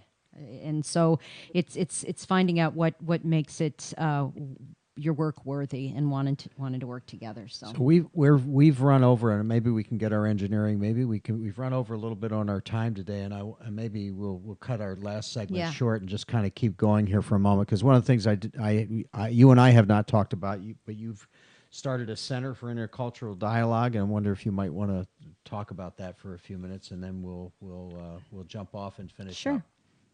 Well, it was an incredibly powerful experience, and it's interesting that you bring that up. I am in the process of writing my next book right now. It's called Unique: How Dynamic Leaders Drive Diversity.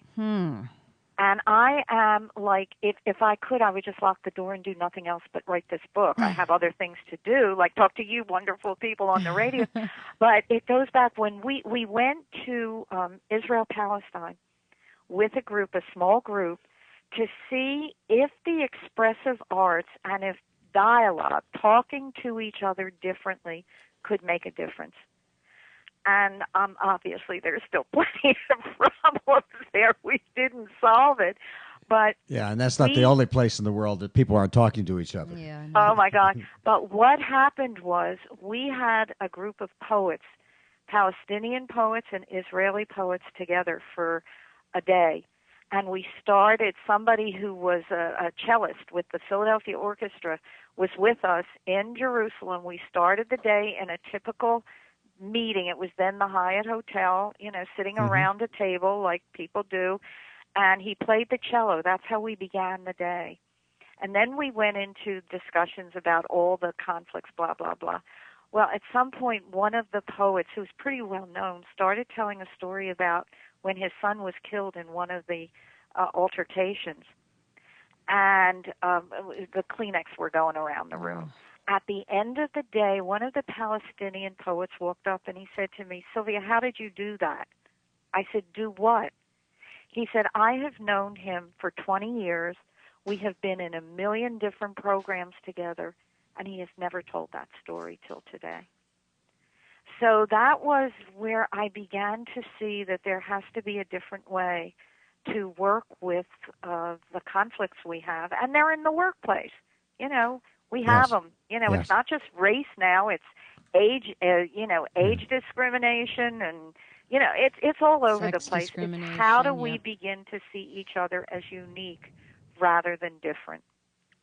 And that's what the book's about. Oh, that's terrific. I had the experience of being on an Alpan in Israel where the Arabs and Israelis learned Hebrew together and Americans learned Hebrew together in the same environment. Same experience, had exactly the same experience of that, just getting together and showing up real around the real stuff and real issues, which is just magnificent. Without all the garbage. So good for you. Yeah, so that when you're Looking working forward on to that the now, book. that'll be great. Thank you so much, Dr. So thank Sylvia you for being with us. Yes. And we've only got a couple of minutes left in our time, Diana. We're going to wrap up and we have talk a little bit about your Girl Scout event. That's coming up. Make sure thank you so much, Dr. Sylvia LaFair. Just go to sylvialafair.com. You can find out all about the books and all the things that she's doing. So thank you very much. And you can be unique. Yes. Thank you, Sylvia. Just want to mention next Friday, our Girl Scout luncheon here for the Girl Scouts of Western New York, which encompasses Buffalo, Jamestown, Niagara Falls, Rochester, Batavia. We are bringing in Judy Smith, who is the number one. How do you put it? She tackles when you have a problem, she knows how to solve it. And she deals with lots of different folks and has been working in the White House for many years. She's a crisis management expert, and she's coming to talk about how to take that oops and make it an opportunity. And we're trying to get her on the show. She's just been way too busy beforehand, but maybe we can get her on after. But she's coming here next Friday at a breakfast at the Radisson downtown. It's going to be from 8 to 9:30. We'd love to have you there. I'm the co-chair of that with Essie Calhoun from the former Kodak.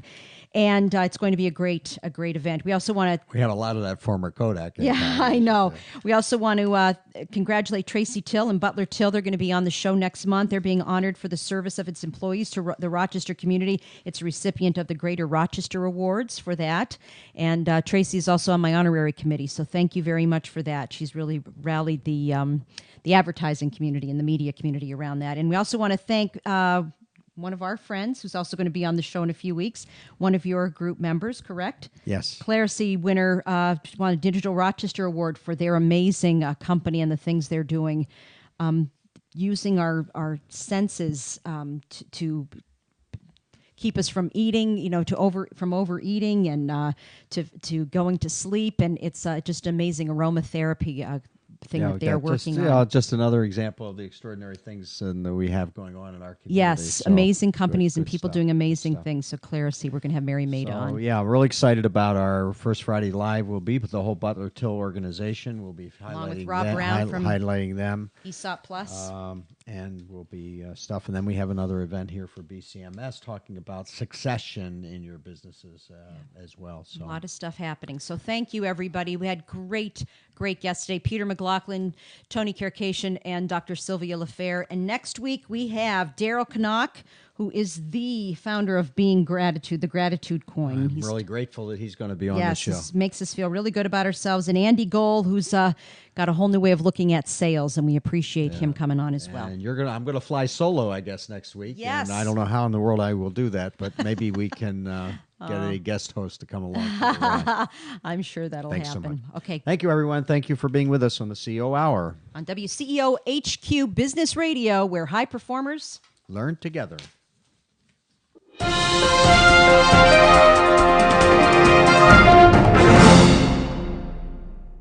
A small business takes a lot to operate, a lot of knowledge, a lot of time, and most importantly, a lot of heart.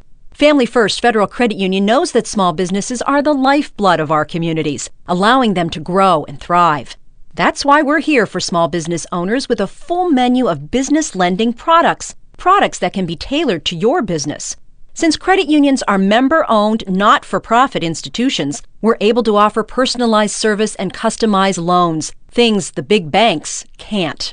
Family First will even be there for your employees when they need a financial partner they can trust. We're the people who live down the street, work by your side, and want to see your business succeed.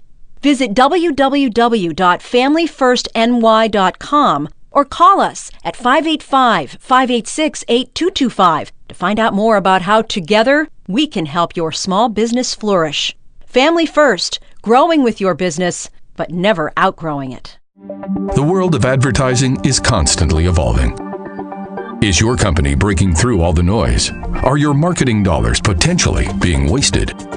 Allow Lighthouse Marketing to evaluate your current advertising plan to ensure that your light shines through. Lighthouse Marketing specializes in both traditional and new media marketing. Visit lighthousemkt.com.